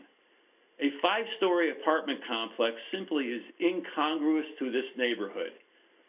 The location in question is literally the entry point into the historic district. It would tower above all existing buildings and houses and be viewable in stark contrast to our historic town hall, First Congregational Church, founded in 1639, and viewable from St. Paul's Episcopal Church, built prior to the Civil War in 1855. Excuse me.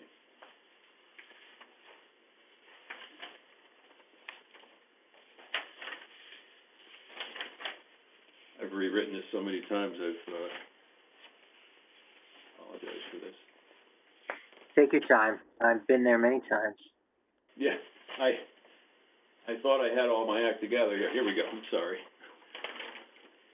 So, additionally, there are legitimate concerns on safety and the impact on traffic in an already dense and highly utilized intersections at Post Road and Beach Road and Old Post Road. The structure could add up to 80 additional cars to this already overburdened stretch of road and could potentially eliminate on-street parking spaces there. Once again, this is important. We acknowledge the need for affordable housing in Fairfield and would welcome an 8-30G affordable development that is lower in height, has fewer units, and is designed in a manner that respects and harmonizes with the character of the neighborhood. We respectfully and earnestly feel this is too large a building to abut the historic district and the housing density too much for the neighborhood. We would appreciate your support in our efforts to defeat or modify this development. This building simply does not belong at this site. Thank you for your time. Thanks very much, Shaw. Attorney Green? Yes, thank you, Mr. Chairman. At this point, I would like to introduce Heather Mitchell, who is the owner of the abutting historic property.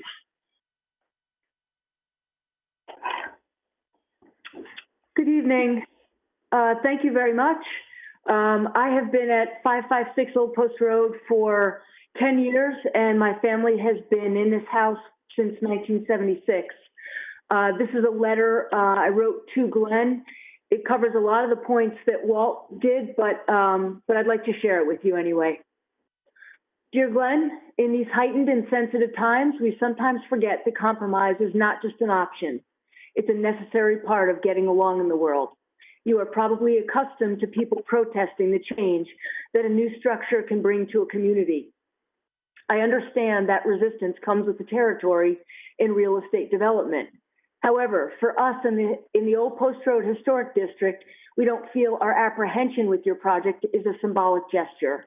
We welcome all newcomers who can enjoy our neighborhood and add to the vibrancy of it. It's a beautiful part of town, and we like the idea of sharing it. This is how neighborhoods grow. Our concern is that the parameters for the structure you have proposed would be neighborhood altering, and once built, it cannot be undone.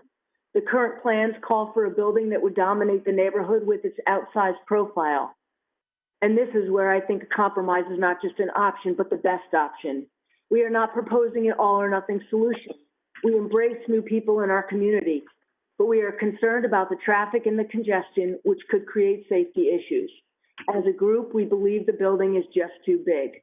I live a few hundred feet from the potential construction site, so I know this is a tricky situation. I'm sure there's a fair and balanced solution that will make all sides feel good about the plan. Thank you. Ms. Mitchell, could you just comment on, I just have a couple of questions for you. So when you own the garage that's right next to the property, is that correct? Yes. And when you leave your property, do you generally head towards Old Post Road or towards the Post Road, and why do you do that? Usually it's 50-50. Sometimes I will go towards Old Post, and sometimes I will go to the Post Road if I'm going to work. If I'm going towards Beach, it's because I'm going to do errands. So it's about 50-50. And what is your experience with traffic on Beach Road as you approach Post Road at, in the mornings and in the afternoons? It's never like a first-time shot, meaning I always have to wait. And, yep. And can you comment on the use of the parking spaces on Beach Road in front of your property? Sure. I can say personally that especially since the pandemic, I use the Beach Road for my car. First Church uses many of them. For the town green events, usually I have to park in my driveway because those spots are often taken. Or First Church events or the Burr Mansion events and so on and so forth? Yes. Okay. And do you have any doubt that this proposed development would have an adverse impact on your historic property? I think it would, at its current size. Okay. Thank you.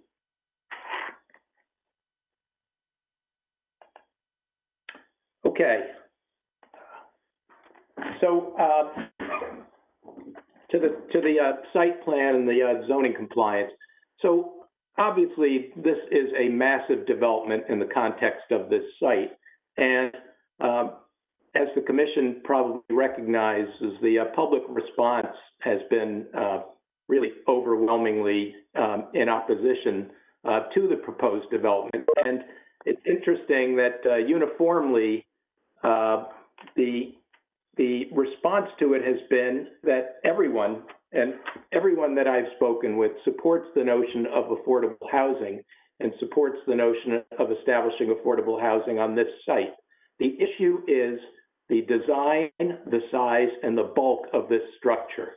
And once again, we are sensitive to the need for affordable housing. This is a neighborhood that has, that welcomes the entire Fairfield community. It's a neighborhood that grew up with First Church. It's a neighborhood that appreciates the great work that they do at First Church. It's a neighborhood that welcomed Operation Hope and appreciates the great work that they do. And in fact, interestingly, I have uniformly heard that with an appropriately sized and designed building, as far as my client is concerned, all of the units can meet the affordability guidelines. They'd be happy with that, with an appropriately sized buildings. Now, I want to note that this matter was continued at my request and at the request of my client, and the issue was our ability to obtain a traffic study. We have not been able to obtain a traffic study because immediately following the hearing, I contacted our traffic engineer, who maintains, first of all, once again, and as referenced in my letter to the commission, that those volumes cannot be, the true and normal operating volumes cannot be determined, but significantly, that could not be done by our traffic engineer within a 2-week window and in time for this. So I just want to note that for the record. Another issue is, and I'm just going to pick on just a few of the items that the applicant had brought forward with their application and with the supplemental materials. You can see the site layout, and you can see the height of the building. And it's interesting, once again, we run into that, the discussion that we've had, and certainly in the scope of this building, which has 4 stories of residential over a parking garage, that the on-site outdoor amenities are really meager. And I think they do little, I really think this commission recognizes the need to have some open space, some outdoor space, some green space, and that sort of thing. And it's a shame that so many of these applications, including this one, really lack that. I understand that there's the small area in the back, but it's sort of stuck up against the back of the building and really doesn't begin to be anything that we might expect. Now, in terms of deliveries, there is the applicant, made some reference to the pre-application conference notes and made some suggestion that the access to the site was adequate, but it's interesting that the applicant did not offer a templated drawing to show how site circulation would really work. Now, I note that the height of the building is just 8 feet. So the height of the parking garage is just 8 feet. I'm just going to grab my site plan here. And the commission can see the way that the site circulation works. There is really, there are 55 spaces shown on this site. There is no provision for example, snow to be plowed anywhere on this site without losing a parking space. As you can see at the rear or east end of the lot, there's even parking space 55 is butt up directly against the back of the property, and there's really nowhere where snow could be plowed. The applicant didn't present on that and didn't offer a solution. But the applicant is proposing to remove 6 spaces on Beach Road. There was some suggestion by the applicant of providing on-site parking. I really find that sort of disingenuous and sort of unworkable. I had provided in the record, I have provided the commission with a picture that I presented to the commission before of a UPS truck and your standard UPS van. And in fact, I provide a copy of the template of the dimensions of the truck as they are stamped inside the UPS truck. And in fact, a UPS truck is 27 feet long and it's 10.5 feet high. So a UPS truck cannot obviously pull in front of this site because of the sightline analysis, and we'll get to that shortly. But imagine a UPS truck that is 27 feet long, trying to maneuver on this site where the parking spaces as provided are just 18 feet and they're standard car parking spaces. There is no loading zone at all. And obviously that truck cannot go under the building without hitting the building. And you have postal trucks, you have FedEx trucks, you have DHL trucks, and the FedEx and DHL trucks present many of the same dimensions. So they can't park in front of the building on the street. They can't park on the site and maneuver without blocking site circulation completely. I think this commission recognizes that when residents move in and out with larger trucks, there is no loading space here. There is no provision at all. And let's talk about every day, because we're sort of in an unprecedented time. And my house, like yours, the UPS man knows the way here, as does several other delivery providers for a variety of things. And I won't go down the whole list, but everyone is getting everything delivered at this point.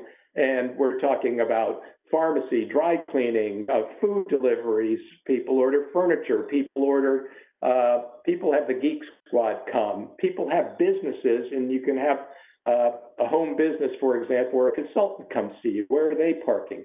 Cleaning help, trainers, your auto glass needs to be fixed, pet groomers, tutors, music teachers, florists, you want to have a few friends over, and the like. So the applicant, talked about providing 6 spaces for the public. Well, if there are 6 spaces for the public, I see 55 spaces on the site, and I should have noted this earlier in my presentation on the text amendment. But with 6 spaces deducted from the 55 that they were providing on site, that drops them below the 1.25 parking spaces per unit that the applicant proposed in their regulation. So that such an allowance would bring them out of compliance with their proposed regulation, by the way. But once again, the notion of the volume of 40 units and the traffic, the 40 units developed particularly in the present COVID environment, it is not going to work. And I don't think that you don't have to be an expert to recognize the clog and potential safety hazard of a property that requires, if you just look at the site plan, there is nowhere for these trucks to park without literally stopping the flow of traffic for the entire time that they are on the site. And that's just unacceptable. And once again, that doesn't take into account weather conditions such as snow and the like. On the layout, I note that the trash facilities are under the building. In the notes, the pre-application meeting notes, that was looked dimly on by the fire marshal. But I should note that the applicant made reference to the fire marshal and made reference to the pre-application meeting notes.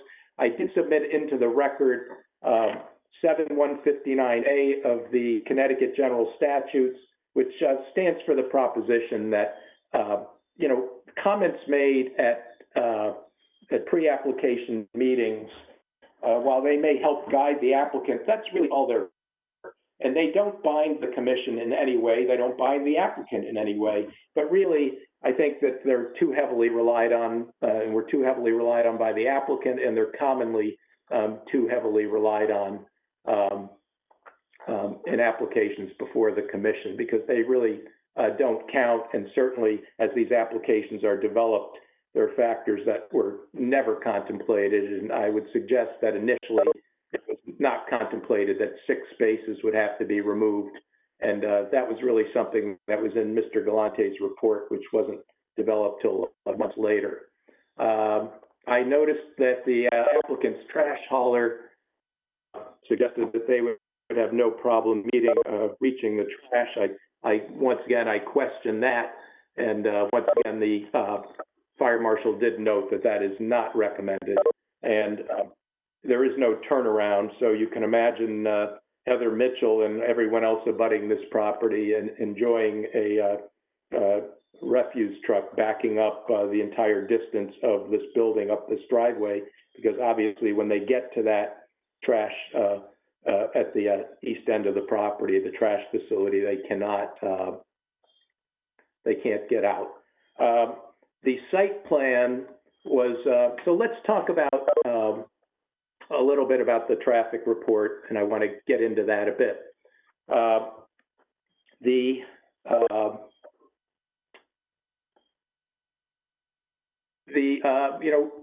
I know on Beacon View, you recall that there was a discussion about sight lines and driveways, and I think that this, first of all, this application is a little bit incomplete because as everyone recognizes, because I know that every single person involved with this application has had an opportunity to drive up Beach Road. I mean, some of you thousands of times, but everyone else probably hundreds of times. And I note that there's a garage on the property directly to the south, and we've had some discussion of that with Mr. Cliver. And I know that there are pictures before the commission. And interestingly, in all of the drawings, the applicant failed to show the garage at all on their site plan documents, including the documents that they used for their sight line. So structures that are sort of on properties that were abutting were not depicted, and they really should be, in fairness, to allow this commission to make an informed decision on the sight line. I note that Laura Pooley did look at that, but certainly that is an issue. I would call the commission attention to page 36. So it's page 14 of Mr. Galante's report, and it's page 36 if you're using it's the 36th page of the report. It's labeled page 14, but with the tables, it's actually the 36th page if you're referencing it online. And there are a couple of things, couple of issues that jump out on that page. First of all, the speed study, it suggests that I thought this was interesting language where it says a 7-day period there was a speed study done, but it says, interestingly, it said near the site and not directly at the site, and that got my attention. And get into a little more detail on this shortly.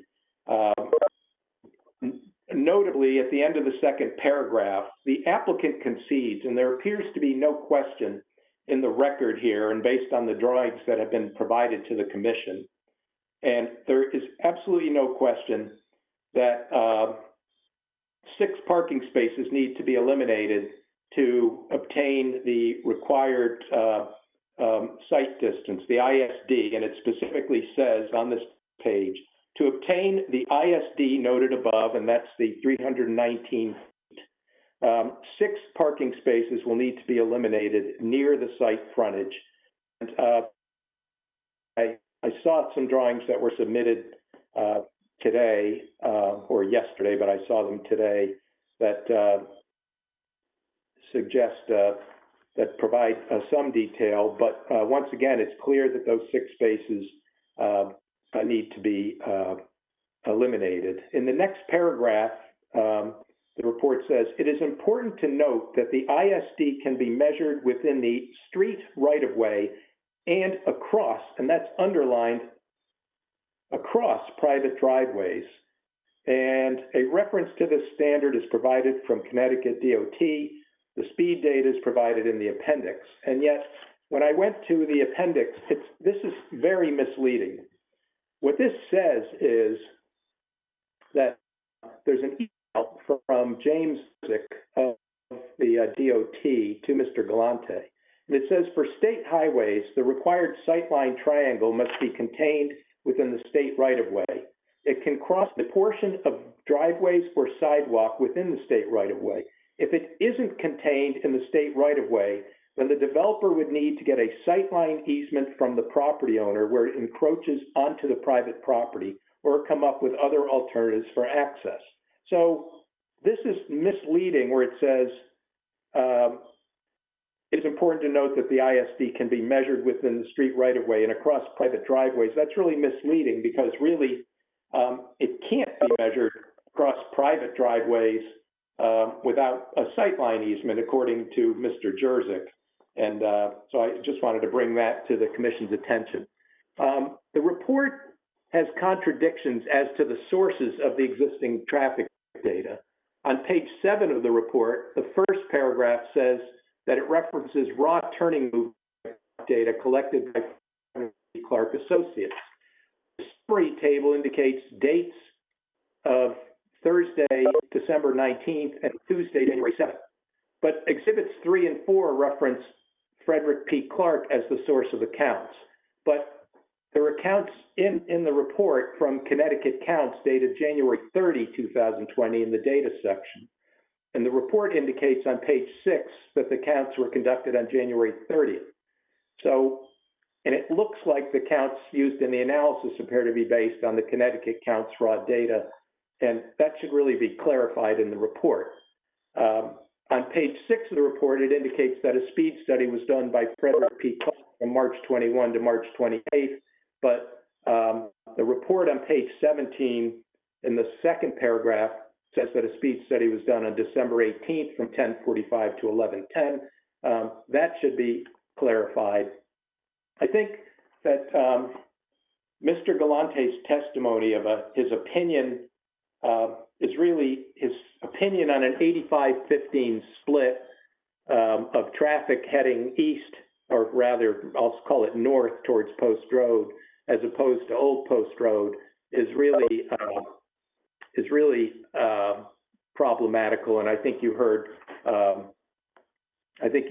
Ms. Mitchell, and you've heard others testify that, you know, where the traffic is really backed up. And I think you'll hear from other members of the public that when the traffic is backed up on Beach Road, obviously people will head in opposite that and head towards Old Post Road. So I question that analysis. And once again, the sight lines are not well defined. Now, I want to talk about the removal of the proposed removal of the parking spaces. And interestingly, the applicant really didn't offer anything on the probability of that happening. I note that Mr. Smith indicated in his comments early on that it was something that was routinely done. I think it was his testimony in terms of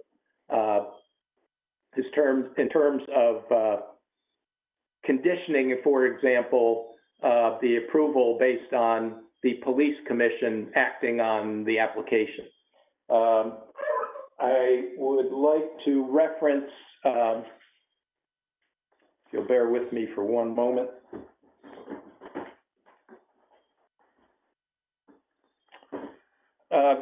There's an email that's in the record. I don't know if it was provided to the commission, and it's an email to Jim Wendt from Chris Liddy, our chief of police. Is that something that's been circulated to the commission? And just for the record, and just for the benefit of the public, and it's short. And it says, Dear Jim, in regards to the Beach Road building proposal, and in addition to Officer Gary Wickman's comments and concerns, I am also concerned with and would not be in support of removal of any existing on-street parking spaces which may be required to accommodate sightline requirements for egress. On-street parking is vital to several businesses, religious establishments, and a funeral home that rely on overflow on-street parking on this segment of Beach Road. I respectfully request this concern be submitted for consideration at any hearings. So you have the chief of police specifically reaching out and recommending against eliminating these spaces. Now, I provided the commission with a list of town hall campus and surrounding area events that require Beach Road parking. And I don't know if the commission has had an opportunity to see that document. Presumably it's been circulated. I won't read it, but there are, and you know, I think everyone in Fairfield recognizes what goes on Old Post Road, because there are events, and they're listed here, but notably for me,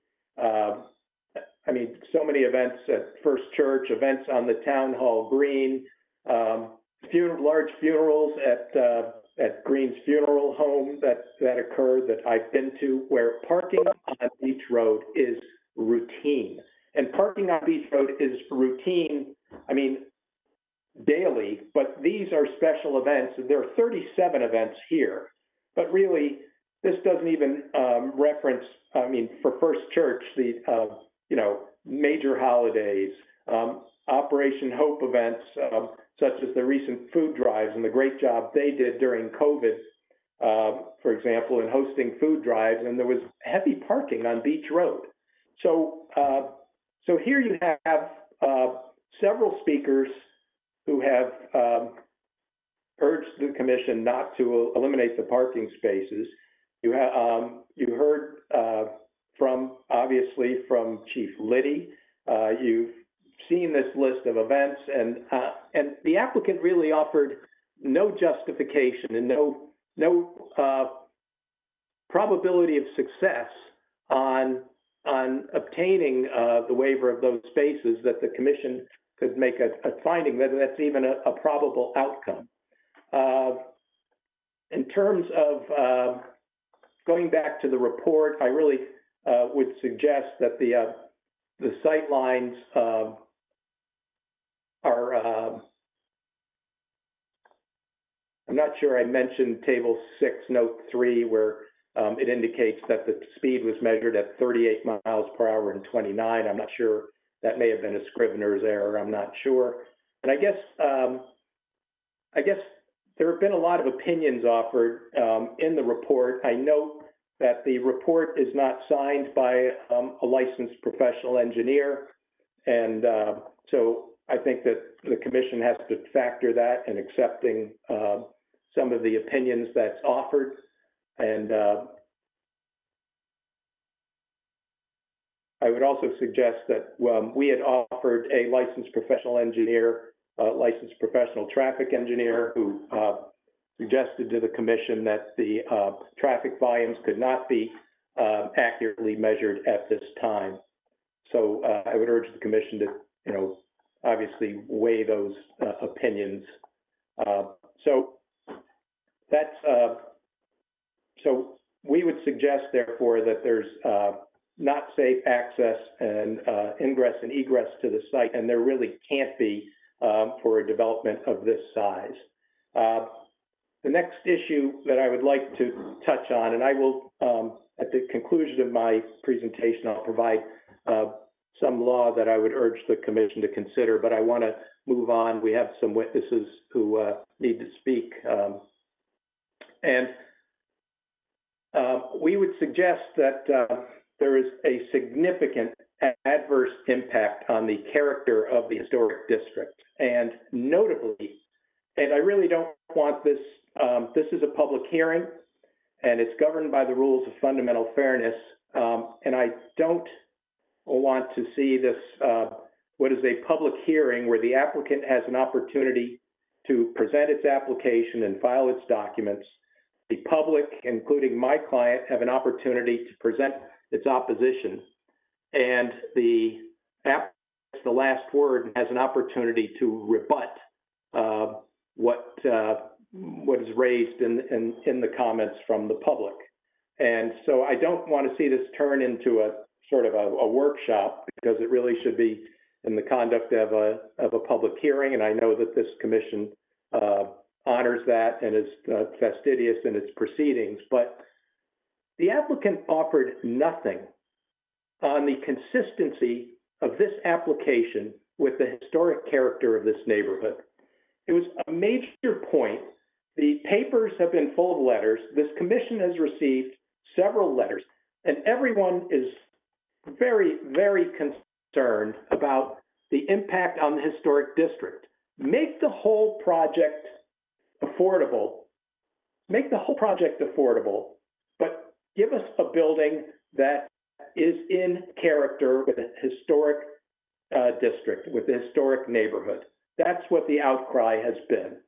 And yet, the applicant really failed to offer anything to this commission from which you could find that this design is in character, enhances, or really is not detrimental to the character of the historic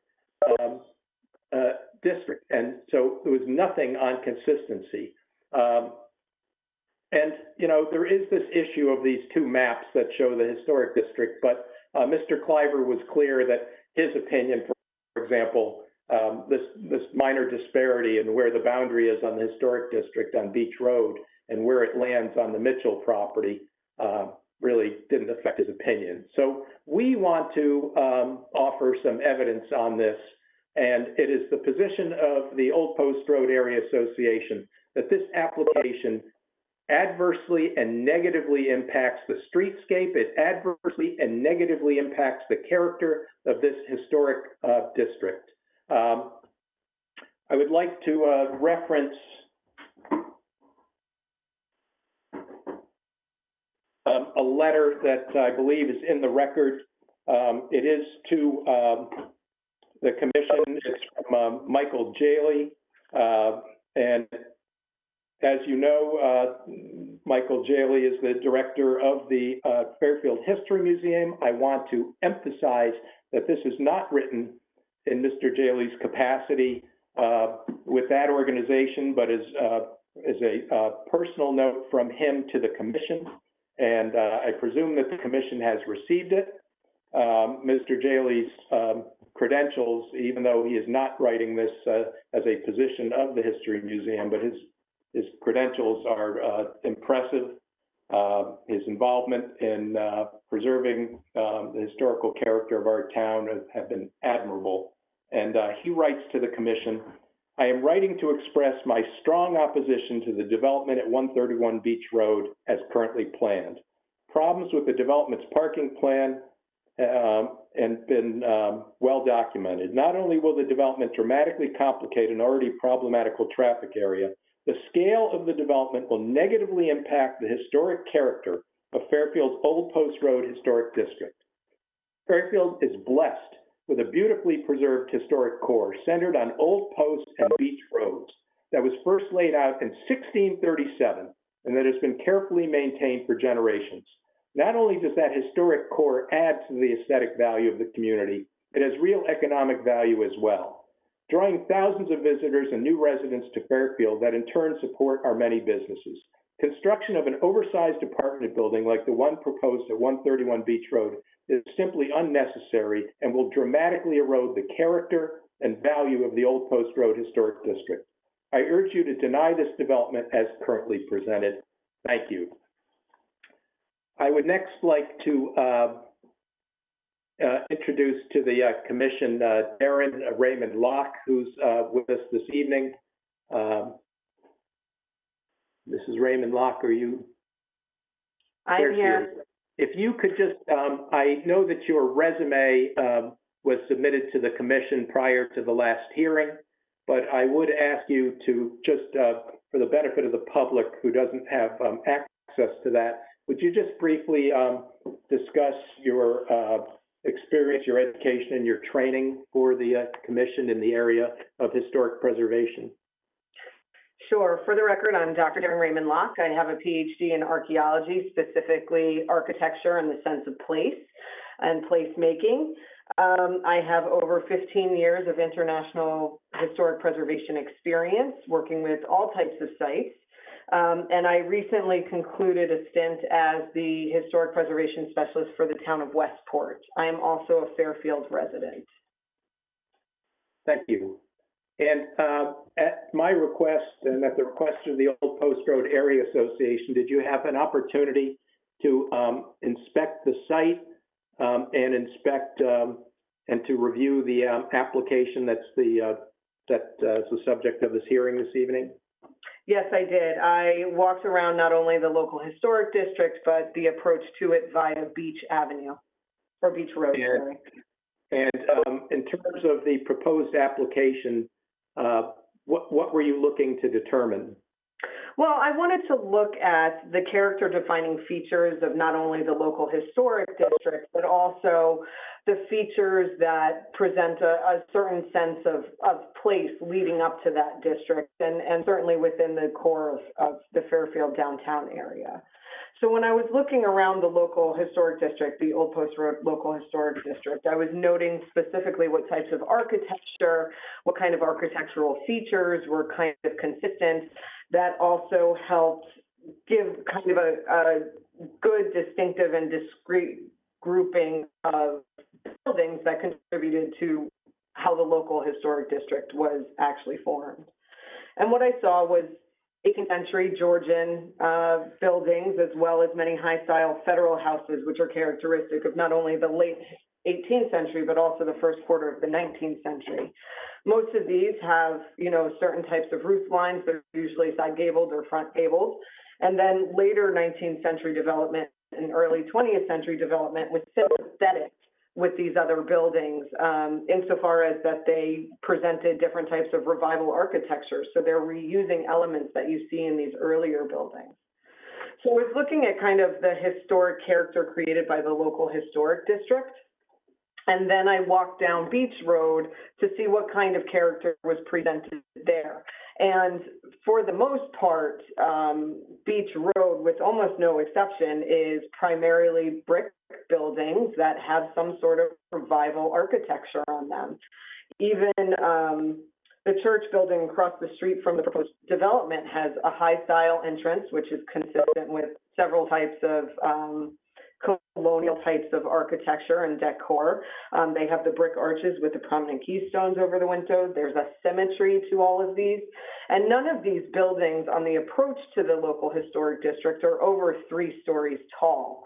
So what I'm getting at here is that just looking at the access point via Beach Road to the local historic district, the Beach Road access point helps create a definitive feel for what to expect within the local historic district. So once I looked at that, I came back and I looked at what was being proposed design-wise for this new building, this 830G, and the design is grossly out of proportion with the character-defining features of not only the local historic district, but also the approach to via Beach Road. As many others have noted, I think it is too high. The largest building on Beach Road is 3 stories high. The roof line is also inconsistent with what's being used on many other buildings. What I would suggest is lowering it 2 stories and maybe looking at something like a gambrel roof, or even better yet, a mansard roof. And while there's only one within the local historic district, there is precedence for it. And the whole design of a mansard roof is to give extra space while making the building feel smaller. And I'm not even talking about changing the footprint of the building. If they kept the footprint, just these small design elements being changed could significantly help the visual impact this development would have on the local historic district and the Beach Road frontage to that district. On top of that, I kind of felt that the exterior material that was being proposed for this development was also pretty inconsistent because, as I said, almost universally along the Beach Road approach, they're brick buildings. There's one exception to that, and it's about an 1850s, 1860s Italianate, which has a high degree of integrity that's not inconsistent with other things within the local historic district. So On top of that, I would be slightly concerned on behalf of the residents in terms of the visibility of this proposed development from the local historic district. I mean, a mass amount of screening should be considered in order not only to protect the local residents' privacy, but also just shield the development from view in the local historic district, because if it is built in the manner in which it is being proposed currently, it would have certainly a negative impact on the visual aesthetics of not only Beach Road, but certainly for the local historic district, some of which kind of is extremely proximal, if not fronting directly and abutting this proposed development location. Okay.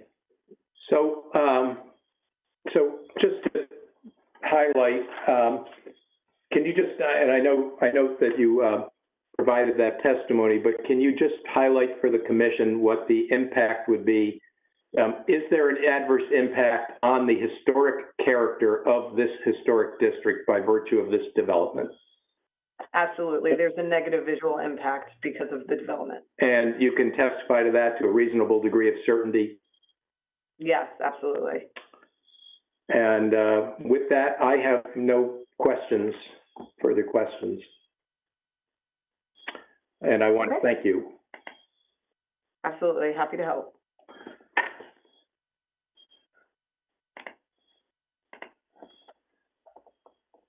So with that, Mr. Chairman, I would like to... Mr. Chairman, sorry to interrupt, Joel or Attorney Green. Some questions for the last witness? Miss Raymond Locke. Yeah. Dr. Raymond Locke, correct? Yes. Yes. And for the record, I'm Chris Smith. How are you tonight? Hi, how are you? Good. So, Dr. Raymond Locke, do you know when the building that's located on the subject property, is known as 131 Beach Road, was constructed? I don't know off the top of my head. I believe it was in the I did look it up. I don't remember at this point, 1930s, 1940s. Would 1950 be about right? Yeah, I wouldn't be surprised by that. Okay. And you're familiar with the properties, the other properties adjacent to 131 Beach Road, other than the two located on the old Post Road? Yes. And can you tell the commission what uses are made of those properties and what buildings are located on them, or lots? I'd have to relook at the pictures. I am familiar with them. As I said, I did walk the property, but I don't remember off the top of my head. I know the one right on the corner is, I think, a private residence. It has a gambrel roof. The one next to that, I believe, is also a private residence. And I know I looked at the one behind, but I can't remember off the top of my head, I'll be honest. I don't know. Mr. Chairman, if we can, we had an aerial that we had prepared and presented on the first night of the public hearing. I don't know if that can be pulled up. Sure. Let's see. It was one of the files. It's part of the record. I think it's slide number 3, Ms. Harrigan. She is on the ball. Thank you. There you go. Thank you. I think it's slide number 3. It might have been the first slide that we started off with. Okay, this was from the first night of hearing, July. Emily, I'm sorry. I think this was... Is that not the right presentation? Right presentation, wrong night. Ah.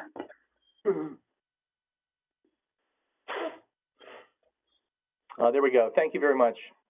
That was extremely quick. Thank you.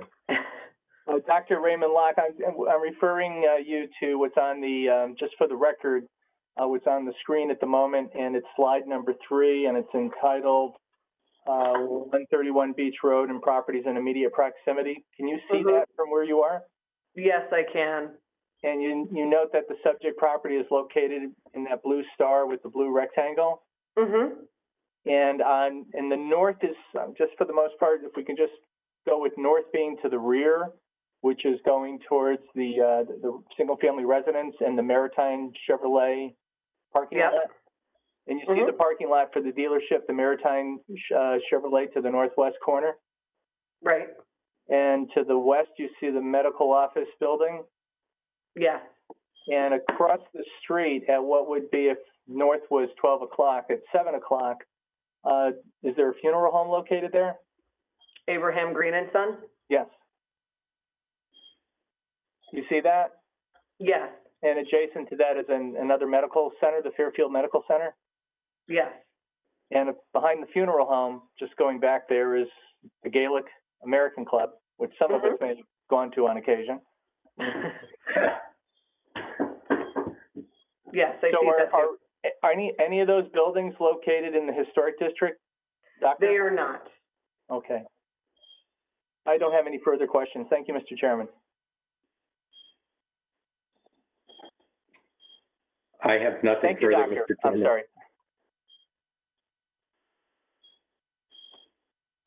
Attorney Green, did I hear you say you have nothing further? I have nothing further for Dr. Raymond Locke, that is. I would like to just briefly address the commission. I just ask that you mute your line, please. Thank you. Go ahead, Attorney Green. Thank you, Mr. Chairman. So once again, there's abundant testimony that the Old Post Road Area Association has provided regarding the adverse impact of the proposed development on the character of the historic district, and that's uncontroverted. And once again, the applicant offered nothing on that. So I'd like to discuss the legal standards with the commission just briefly and why that's important. And the reason this is all important is because the law in Connecticut is clear that a zoning commission can lawfully deny an application for affordable housing if necessary to protect substantial public interests in health, safety, or other matters which the commission may legally consider. And I know you've heard that language many times. In fact, you heard it earlier this evening. But in fact, other matters that may be considered by a zoning commission include the public interest in preserving and protecting historic resources. Courts recognize that substantial public interests other than health and safety include the protection and preservation of historic open space and environmental resources. And there's cases, United Progress versus Borough of Stonington, which was a Judge Berger decision in 1994.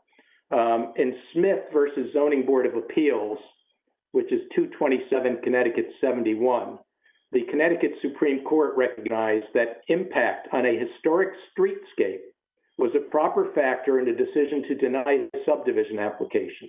The court held that historic factors were a proper subject for consideration by the zoning authorities because the relevant zoning regulations evinced a public policy to preserve historic resources and because historic resources have environmental value. So that creates the linkage into sort of this environmental value that we're talking about. And the protection of historical factors is a preservation of the function of the resource being used. The case law says, and United Progress stands for this, is that the relevant issue is the impact on the historic character of the neighborhood as a whole, not just on a particular structure or parcel. And Judge Berger held that a zoning commission had properly denied an affordable housing application where sufficient evidence in the record showed denial was necessary to protect public interest in preserving historic resources. And the court held that the essential issue was the impact on the historic character of the neighborhood as a whole. And once again, not the impact on or destruction of any one particular building. You've heard from Mr. Cliver this evening. Attorney Green, Yes. what was that citation again? The citation, just one moment. United Progress is a Judge Berger decision. It's a 1992 decision. It's docket number CV 92. It's 0513392, and it's 1994 Con Super Lexus 575. It was, again, Judge Berger, a decision dated March 4th, 1994. The name of the case is United Progress, Inc. versus Borough of Stonington Planning and Zoning Commission. And the other case I just cited was Smith versus Zoning Board of Appeals, which again is 227 Connecticut 71. And here, once again, you have uniformly, the record in this case is, and that's Mr. Cliver, and he individually and the Historic District Commission provided a letter indicating that this application would have an adverse impact on the character of the historic district. You heard Mr. Jaley, who's a respected member of this community, and once again, it is not the museum, but it was, it is his view that this would impact negatively upon the historic character. And you have a professional, Dr. Raymond Locke, a PhD, who provided this commission with that testimony of the adverse impact. Controverted in this application that it will have that impact. So now, before you move on to the next point, and to just, and I don't mean to interrupt, just let me know when you're at a natural break. Go ahead. I'm at a natural break. All right. So you're urging us to consider the environmental impact in the nature of the harm to the historic district and the history in the sense of place. The resource. The resource. Can you please address Cross Street versus the Westport Planning and Zoning Commission? That's a July 2020 case in which, hold on, let me finish. In which the court there held that indeed the environmental resource could be a legally cognizable area that we must weigh in deciding these issues under 830G, but that we have to concomitantly take into account the success that the town has taken in advancing and creating affordable housing units. And I mean, the court at pages 4 to 5 says, specifically, the town's efforts in this regard must be considered in balancing the interests of environmental protection and the need for the particular affordable housing proposed by the plaintiff. To say that other decisions find that the lack of progress in affordable housing might tip the scales, against a denial, right? So I see it sort of as a continuum, and so could just put that in context for us in this application, and how you see the town of Fairfield's success or not in advancing affordable housing as creating a circumstance that we can, legally consider the impact to the environmental resource. Does that make sense? Yes, it does. Mr. Chair, is that the Cross Street decision that you're referring to? It is, yes. Okay, thank you. So that's a great question. And the answer is, first of all, that we have filed a petition for cert on that, and we're awaiting a decision on that. But as Senator Wong indicated, these are handled, first of all, and as the commission is aware, these are handled on a case-by-case basis based on the individual circumstances, and as the chairman just noted, based on the balancing of the need for affordable housing. Now, I think that that's a great question. I note that Mr. Barnhart was here a moment ago, and perhaps this would be a great time to put in the record where we stand in Fairfield on affordable housing. But I thought, it's my understanding, and I note that Mr. Wendt is present, and I thought that Mr. Barnhart was present. As I understand it, in Fairfield, we are... He is.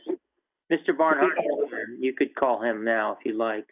Mr. Barnhart? Yes. Could I just make inquiry of Mr. Barnhart on where we stand in Fairfield on the number?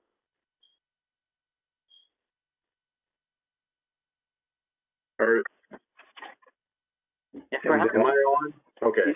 You are on, and we can hear you, and perhaps you could just give a little bit more background in terms of where we are, in terms of units that have been approved, units that are being built, number of points, units that aren't being counted, that are actually affordable housing, but not necessarily counted under 830G, and an overall perspective on our progress, the trust fund, number of units that we've seen in town, and so forth.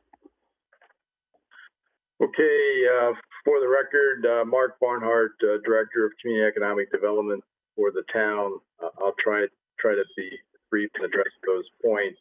I think all of you are aware that the Affordable Housing Committee developed an updated affordable housing plan back in late 2014, early 2015, and has been working diligently with a number of town boards and agencies, including this commission, in implementing the recommendations set forth, the action steps set forth in that plan, which include, the commission is well aware, adopting an inclusionary zoning regulation back in 2015, which requires development that result in at least 10 or more housing units to set aside not less than 10% of those units as below market rate units.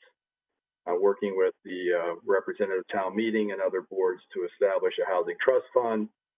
In 2018, this commission adopted an inclusionary zoning fee in 2018, which provides a dedicated stream of revenues, which goes into the housing trust fund for purposes of preserving and creating affordable housing. To date, the trust fund has raised roughly $800,000, or has a balance of roughly $800,000, which we're in the process of utilizing to help redevelop a portion of the former military housing site, to preserve that as affordable housing and look for opportunities to increase those units there.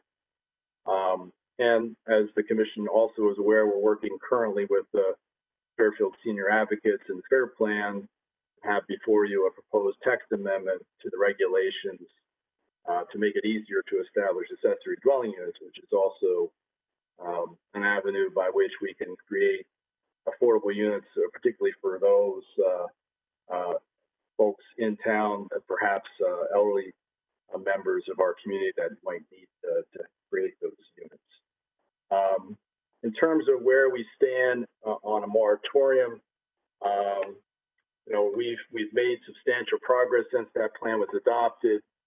We have created 80 affordable units, added to our inventory, and increased the number of housing unit equivalency points towards the temporary moratorium by 175%. We're currently estimated to have 343 housing unit equivalency points towards the moratorium requirement, the total being calculated based on 2% of the number of housing units in town as of the last decennial census. In the case of Fairfield, as of the 2010 census, we had 21,648 housing units. So 2% of that means we would need to accumulate 433 housing unit equivalency points, which are calculated by a formula in the state statute.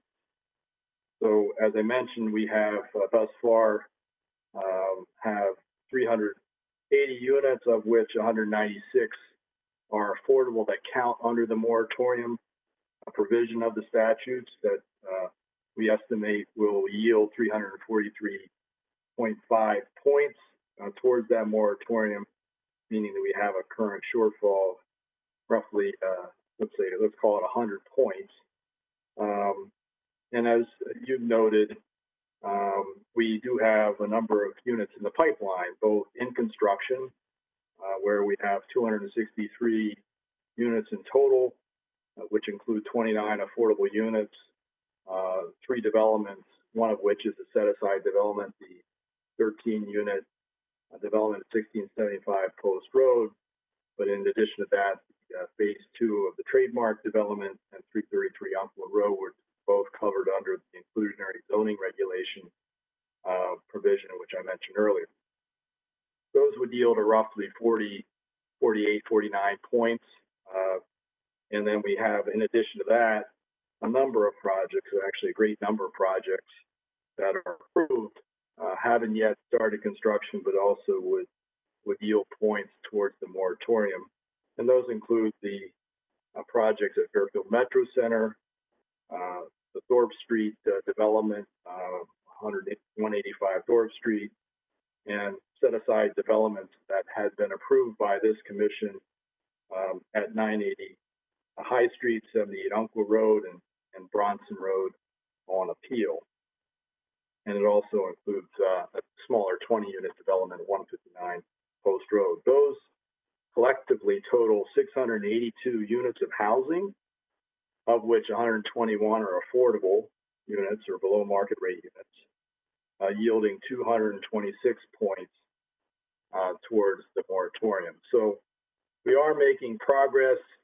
I think the commission is well aware that only units newly deed restricted or constructed after July of 1990 qualify or produce points towards a temporary moratorium, which leaves out a number of projects that the town has in its affordable housing inventory, which do provide affordable housing but do not provide points towards a temporary moratorium. These include the developments at Parish Court, Sullivan McKinney, and at Trefoil Court, which is a Fairfield Housing Authority development, to mention a few.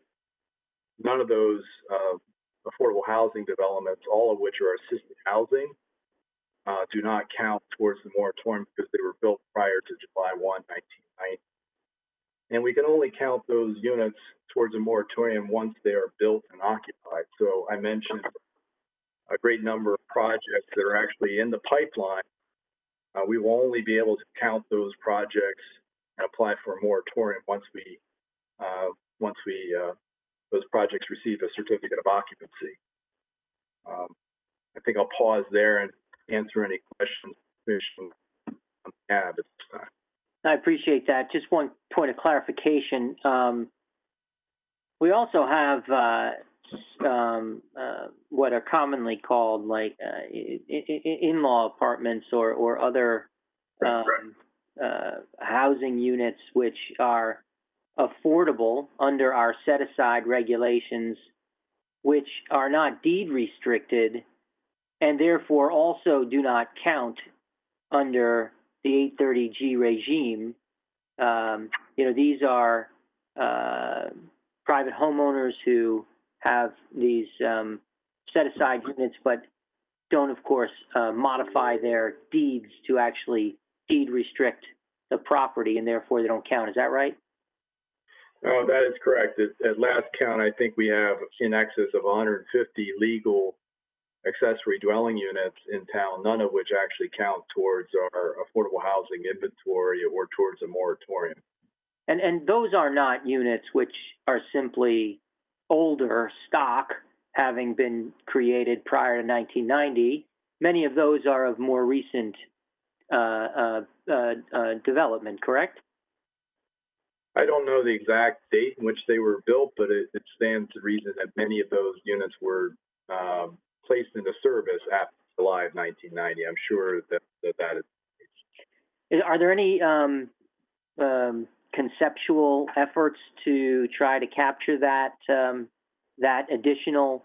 That's a fair number of units. I mean, given the numbers that we're talking about in these different buckets, another 170 some odd housing units of affordable housing is pretty significant.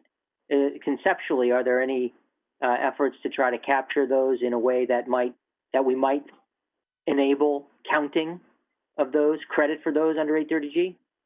Yes, as you noted earlier, in order for us to count those units, or for the state to count those units, it would have to be deed restricted. So we are presently looking at ways in which we might be able to incentivize owners to deed restrict those units such that they would be counted, because we believe that many of those units already are providing naturally occurring affordable housing opportunities in town. It's just that they don't count in the state's eyes because they lack deed restriction. Right. How long, Mr. Barnhart, have you been the director of the Affordable Housing Committee? Too long, it seems. I've been working for the town since 2002. So almost 18 years or more. In your tenure, do you have specific educational background training in affordable housing and land use? Well, I have a master's degree in public administration. I was the former town manager, chief executive officer for the town of Stratford. Have been involved in housing development, both in that capacity and with the town. I provide staff support to the Affordable Housing Committee and have been involved in several developments here in town that have added to our affordable housing inventory, including, as I mentioned, the Navy housing site, but the mutual housing development that we partner with on Greenfield Commons, and several other developments here in town. Right. And so in your professional opinion, do you believe that the town of Fairfield has taken substantial steps to meet the need for affordable housing in the community?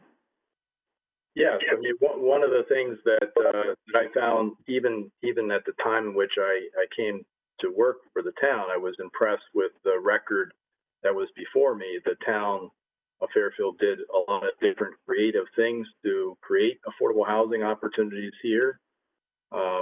Anywhere from doing land swaps to facilitate the development of affordable housing to acting as a developer and self-financing the development of affordable housing units. And since that time, I think we've also, as evidenced by some of the work that's been done more recently in terms of creating the Housing Trust Fund, the inclusionary zoning regulations, the inclusionary zoning fee, and the like, I think have made substantial strides in not only providing opportunities to facilitate the development, but actually creating those units along the way.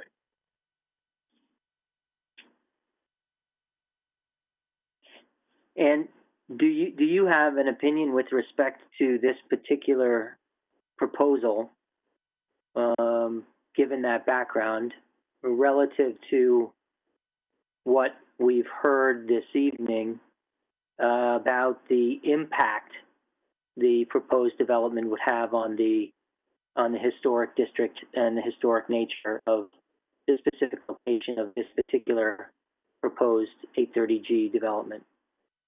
I certainly don't have the credentials of some of your other expert witnesses in terms of historic preservation. I know it's a very sensitive area in town. I know that we're making great efforts to create affordable housing here, and it's a careful balancing act before the commission in terms of weighing the need of affordable housing, but also the other compelling interests of public health and safety. Unfortunately, I wasn't able to fully participate. I had to go to the RTM meeting partway through because we were talking about affordable housing. Yeah, I hope you were there at the RTM to communicate our last meeting's vote to recommend to the RTM to actually use some of that trust fund money to purchase land in town for affordable housing development. I did indeed, and communicated that was a unanimous recommendation. That's excellent. Yes, thanks very much.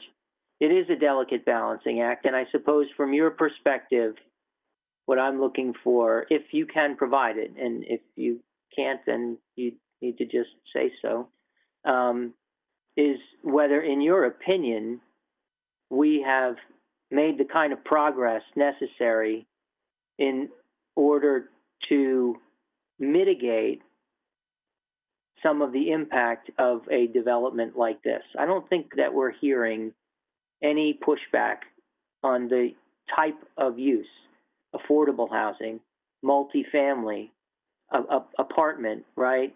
Parking, like all of that.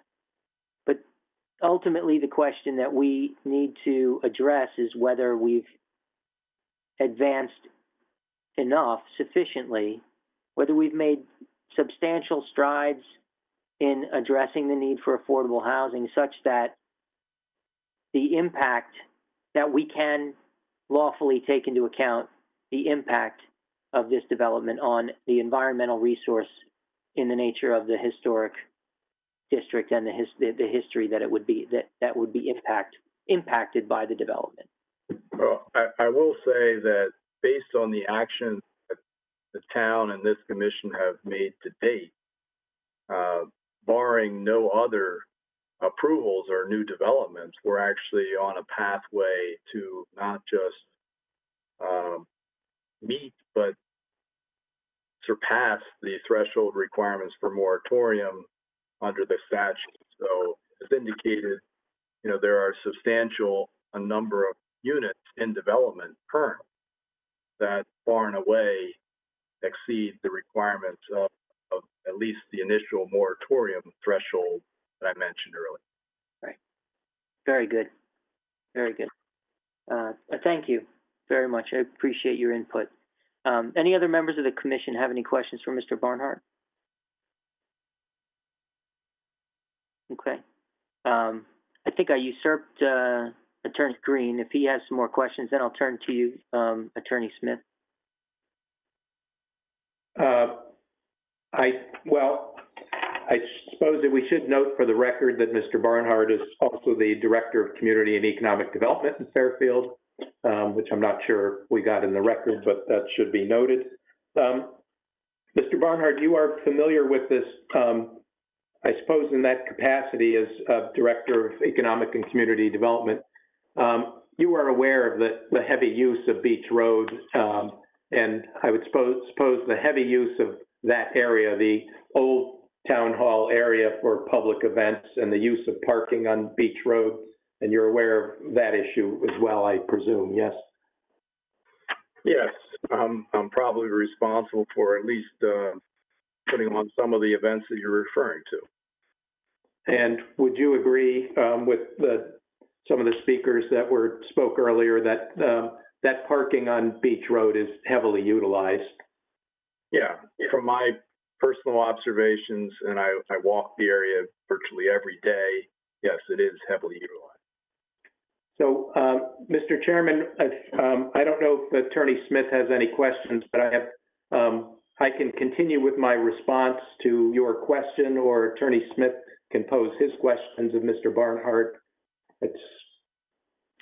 Mr. Barnhart is sort of, in the hot seat at the moment, and so I would propose that we finish with his testimony and then let him perhaps go have some dinner, if he'd like. So with that, if you're finished, I'll turn it over to Attorney Smith. Thank you, Mr. Chairman, and good evening, Mr. Barnhart. Keep up the good work. Just a few questions. Mr. Barnhart, can Fairfield apply for a moratorium today? It cannot, no. And are you familiar with the total percentage of qualifying affordable housing percentage on the Connecticut DOH 2019 list, which is the most recent list? Correct. It's a roughly 2.5%. Right, 2.47. Would that sound about right? Sounds about right. In the year before, it was slightly less at 2.43? Correct. Sound about okay. So there was a grand total increase of 0.03%, I guess, from 2018 to 2019. I'll take your word for it in terms of the math. It's not my. You're the EDC. I'm sorry. You're the EDC. You're the one with the numbers. I'm just a country land use lawyer. So are you familiar with the Garden Homes decision involving the town of Fairfield that was released last year, 2019? I am. Yes, I included that and part of the approved projects in the pipeline, yes. And are you familiar with the court's commentary on the, I'll quote, we begin our analysis by noting the record is replete with evidence of the need for affordable housing in Fairfield. Period. This need has persisted for decades. End of quote. I think the affordable housing plan determined the same thing. So yes, there is a need for affordable housing in town. And are you familiar with the numbers that the appellate court cited to, whereby in 2011, Fairfield had 2.69%? Yeah, there's some variables, as I'm sure you're aware, in the state's calculations that are outside of our control. But does count other units, right? But I get all that, and I'm familiar with Westport, and they're qualifying for the moratorium. I was involved with the last approval that put them over the numbers, so to speak. But in the appellate court did make reference to in 2011, the percent was only 2.69, and that was down from 2000 when it was only 2.71. Both of those are higher, obviously, numbers than today's, which, as you indicated, is roughly 2.5, 2.47. 2.47, correct. So under the formula for 830G, for Section 8-30G, as compiled by the Connecticut Department of Housing, relative to exempting a town being exempted from Section 8-30G, Fairfield has actually gone down in percentages from 2000. That's not atypical, the amount of percentage you're talking about. That's pretty commonplace for most communities. There's a lot of variables that go into that formula. I was specifically talking about the points necessary to qualify for a moratorium, in which case there are a substantial number of projects currently in construction pipeline in terms of being already approved that would help us meet that threshold requirements. But those, they're not constructed at this point in time, and you need to have it constructed, correct? You have to have it fully built and a C of O issued, yes. And again, you're not, Fairfield is, the town of Fairfield is not in a position today to file an application for a moratorium under Section 8-30G. Yes, we're about 100 points short by my estimation, yes. Okay. Thank you. I have no further questions. I appreciate it. Thank you, Mr. Barnhart. Thank you, Mr. Chairman. Just briefly, Mr. Chairman, Mr. Barnhart, you weren't here earlier this evening, I note, but I don't know if you're aware, but for example, this evening, the commission approved the application for 528 Blackrock Turnpike. Were you aware of that? I was cutting out about the same time to go to my next, my other meeting, but that would add to the numbers that I referenced earlier, that the 528 Blackrock Turnpike was not included in those numbers. And are you aware of the applications in the pipeline for Blackrock Turnpike just north of the Parkway? Can you tell, just for the record, can you describe those projects as you know them? Yeah, well, there's a substantial number of projects that have already been, that have also been proposed, and, you know, all told, those total another 600 units of housing, of which 209 would be affordable units. So those would contribute another 400 plus points towards our affordable housing moratorium application. Okay. Thank you. Also, I would just note for the record, Mr. Chairman, I was involved with the Bronson Road decision, and certainly the record did not have testimony in it, such as the information that Mr. Barnhart provided the commission tonight on affordable housing, or housing that is affordable in Fairfield. So I suppose I would thank Mr. Barnhart, but I can continue with my answer to the chair's question, if I may. Certainly. Thank you, Mr. Barnhart. Appreciate your time this evening. Thank you very much, Mr. Chairman, members of the commission. So I just wanted to finish my response on the Cross Street application as saying that, as we learned, once again, decisions are on a case-by-case basis, and each project obviously presents unique characteristics and unique circumstances. I suppose, for example, Dr. Raymond Locke provided, if this was the measure on the historic issue, Dr. Raymond Locke suggested, for example, that there could be architectural modifications to the project, such as lowering it to 2 stories of residential from its existing 4, changing the exterior finish, potentially brick, and changing the roof, the window design and roof design, that would bring this into conformity on some basis, or better in conformity with the character of the historic district. But I think, once again, and as I've said, my primary response, Mr. Chairman, is that each of these applications rises and falls on its record. And once again, the applicant offered nothing on conformity with the historic character of the neighborhood. And the case law is clear that that is a factor which this commission should weigh as a major factor in deciding an application such as this one. So with that, I just want to move on briefly. And the next question, or the next issue I wanted to just address the legal standard on for the commission relates to the proposed removal of the parking spaces. And I was struck by the applicant's responses, and the chair had pointedly asked at the first session of this hearing about the fact that the removal of the parking spaces, which once again is essential to having safe ingress and egress from this site. Again, 6 spaces must be removed to have safe site distance. And the chair had asked about the fact that this was subject to police commission approval, and Attorney Smith said that routinely these sorts of approvals are conditioned on that. But I would suggest that in this case, as to whether a zoning commission has authority to approve an application subject to approval by another person or agency for the removal of parking spaces, that's not an automatic, and it's really not as it was characterized with the commission. And really, the law says that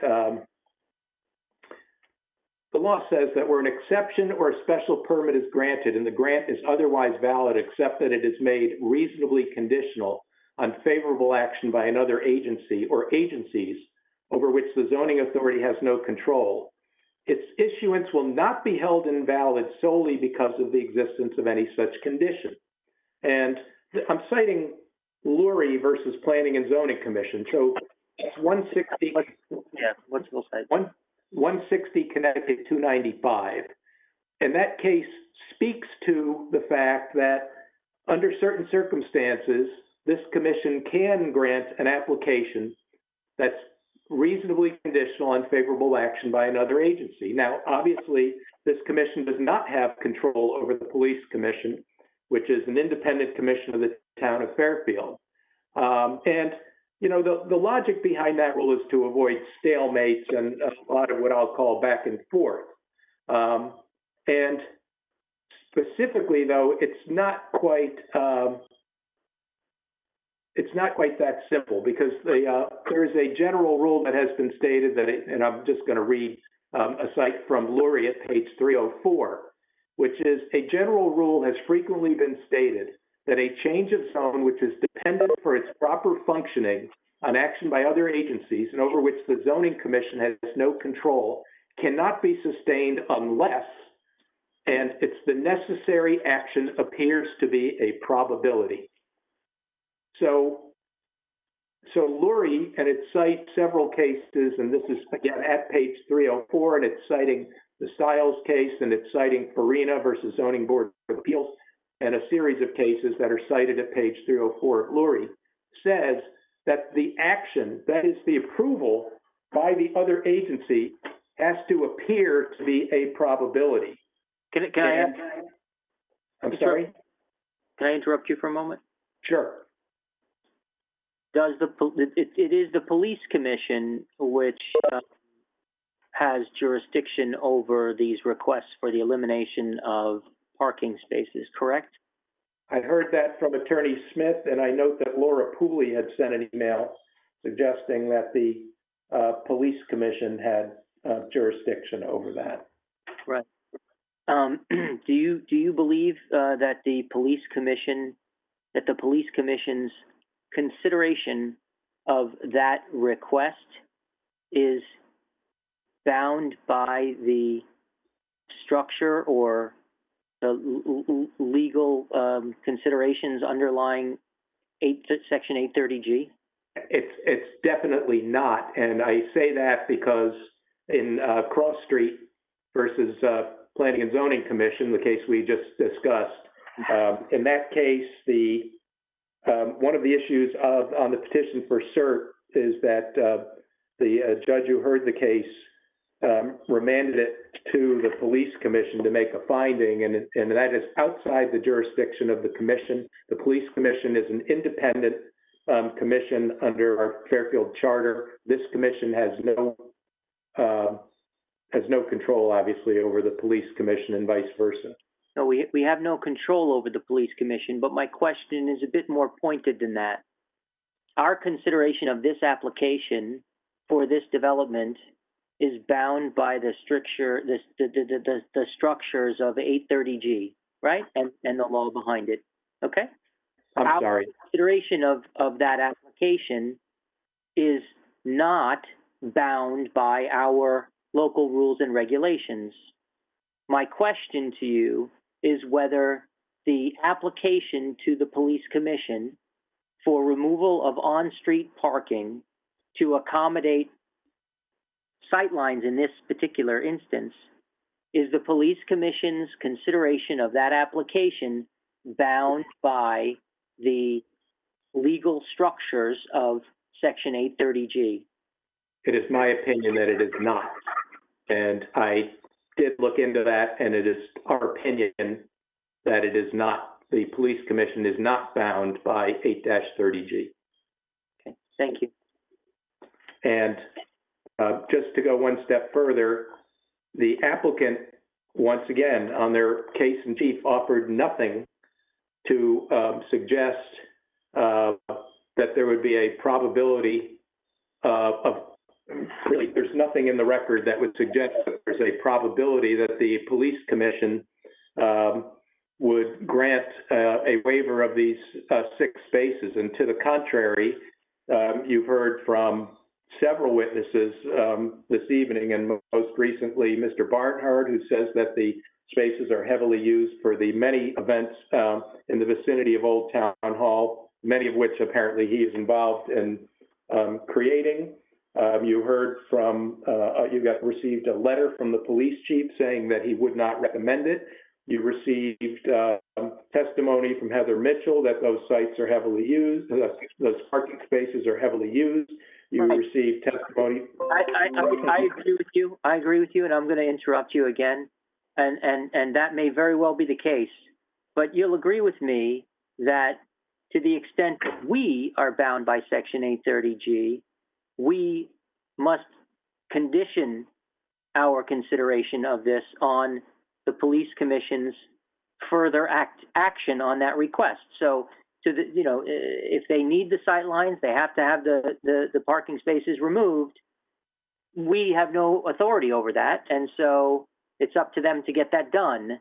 We would condition approval of the application on them achieving that result. Failure to achieve that result would mean they couldn't build the project. I would suggest that the impact of Lurie is that you don't have to do that unless that the applicant or the record demonstrates that there is a probability that those spaces would be waived or removed. How could they, and I understand your point that there's affirmative evidence in the record indicating to us a probability otherwise, including, to my mind, most significantly, Police Chief Liddy's recommendation that it would not be appropriate to do so. But be that as it may, how would an applicant put forth evidence of a probability that a commission would grant such a request in the future? I think that the applicant would show and provide some evidence to show that removing those spaces would not impact public health and safety such that there is adequate parking and adequate provision for parking, or that the applicant was providing a reasonable provision for the spaces to be removed. Whereas here, there's nothing offered, nothing from which this commission could find, yes, it's probable that these spaces would be eliminated, would be eliminated by at least some basis for the commission to find, even in the context of an 8-30G application, to find some basis as to why these spaces would be removed. But to the contrary, and as I pointed out, and I know I've taken up a lot of time tonight, this applicant has provided such a poor site plan, no loading zone, no nothing, where UPS trucks, where FedEx trucks, where again, the whole array, the whole parade of deliveries that come have a place to park, for example. So there's no facilities on the site, and to remove the parking spaces on the street based on this record would be, I think there's just no basis, and it would be really ludicrous in the context of this application to A, take away those spaces and provide no provision on site. Okay. So I stand on Lori. Very well, and I appreciate your comments. I need to take a moment of a point of intention here. If you're not speaking, please mute your lines. I'm getting feedback. We're at 10 o'clock, which under our time frames is our curfew. We haven't heard from any of the other members of the public as of yet. Attorney Green, are you finished? I am pretty close to finished. Yeah. Okay. Mr. Wendt, where do we find ourselves in terms of our statutory deadlines? We are at an extension at this point to get us to this evening. Any further proceedings beyond this evening would require the consent of the applicant. Okay. And then otherwise, it would mean that we simply press forward, curfew notwithstanding, and we do the necessary and complete the hearing tonight. Correct. All right. Attorney Smith, I know I've asked you this question before, and I'm sorry to ask this question again, but it is late, and I know I have at least one commissioner who is not happy about working into going further. It's a bit awkward, but I'll ask.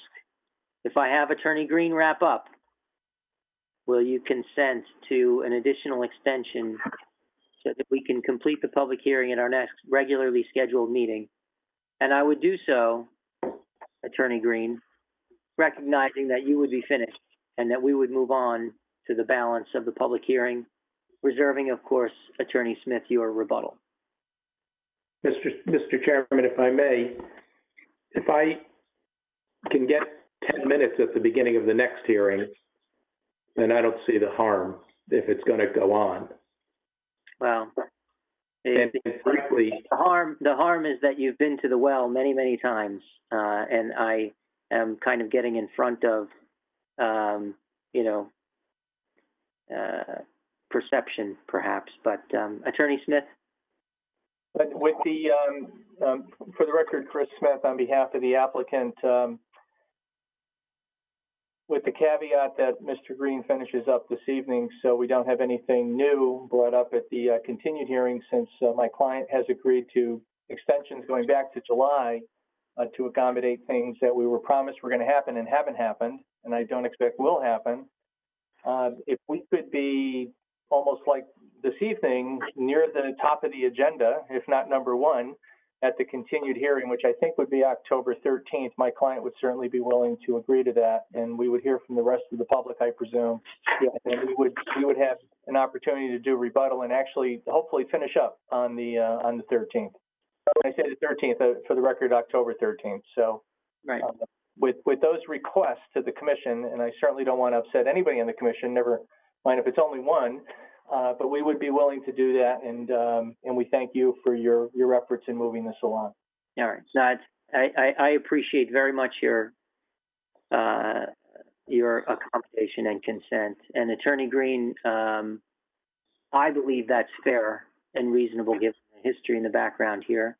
And so with that, would give you, 5 minutes, 10 at the most, for you to sum up and complete, at which point I would adjourn and hold the meeting open for other public comment at the next hearing.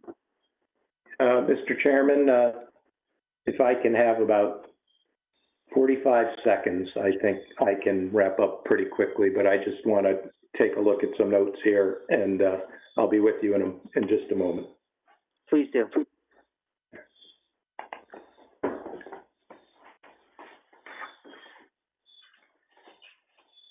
Somebody's outside with the crickets.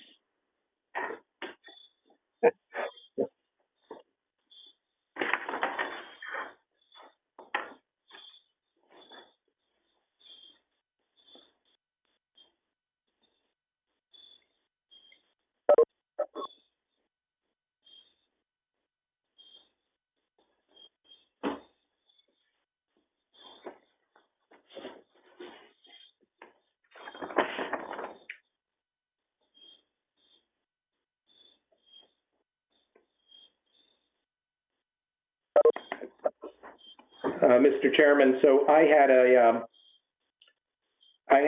additional speaker who I think, will there be public comment available? I guess there are members of the public who haven't had a chance to speak yet.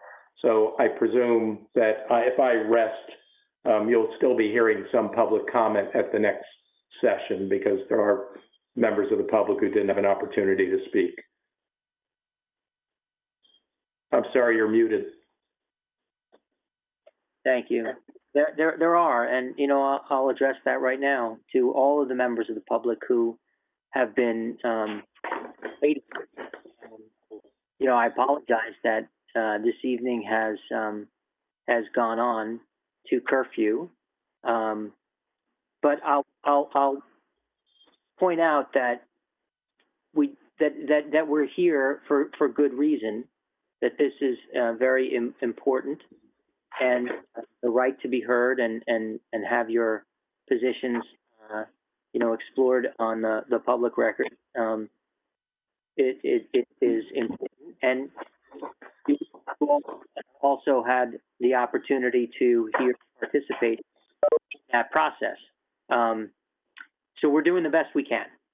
And it was either give short shrift to others or let the process be the best it can be. And, frankly, I think we can all take a little bit of solace in the consent that the applicant here, that Attorney Smith, your professionalism in graciously agreeing to, another extension so as to allow the process to be as best it can be, without much, any, prodding at all. So, members of the public, please take some, heed at the fact that we're all members of the public. We're all volunteering our time. We're all doing the best we can. And apologies that another evening was filled with more evidence, testimony, documents, and information. But you have my word that you all will have your chance to be heard, and that will be at the next meeting. So with that, Attorney Smith? Mr. Chairman, for the record, Chris Smith, if we not only for my client and trying to wrap up on the 13th, but in particular for the citizens, if we could the public hearing could be scheduled up near the front. I understand that the commission, I've sat on commissions and boards. Yeah, no, I understand. I understand. Old business next week, or at the next meeting will not be extensive. This is the public hearing that we have. All right. And so, I mean, Mr. Wendt, you can confirm for me, you know. I can, Mr. Chairman. At the moment, there is nothing other than this matter. So if there's anything, it would be not a substantial time-consuming matter. This will be the main event, so to speak. Right. So 15 minutes. You know, so Attorney Smith.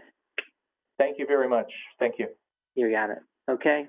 So with that, If I may, Mr. Chairman, I can just be very brief. First of all, I want to thank the commission for your generous patience. I certainly want to thank the public.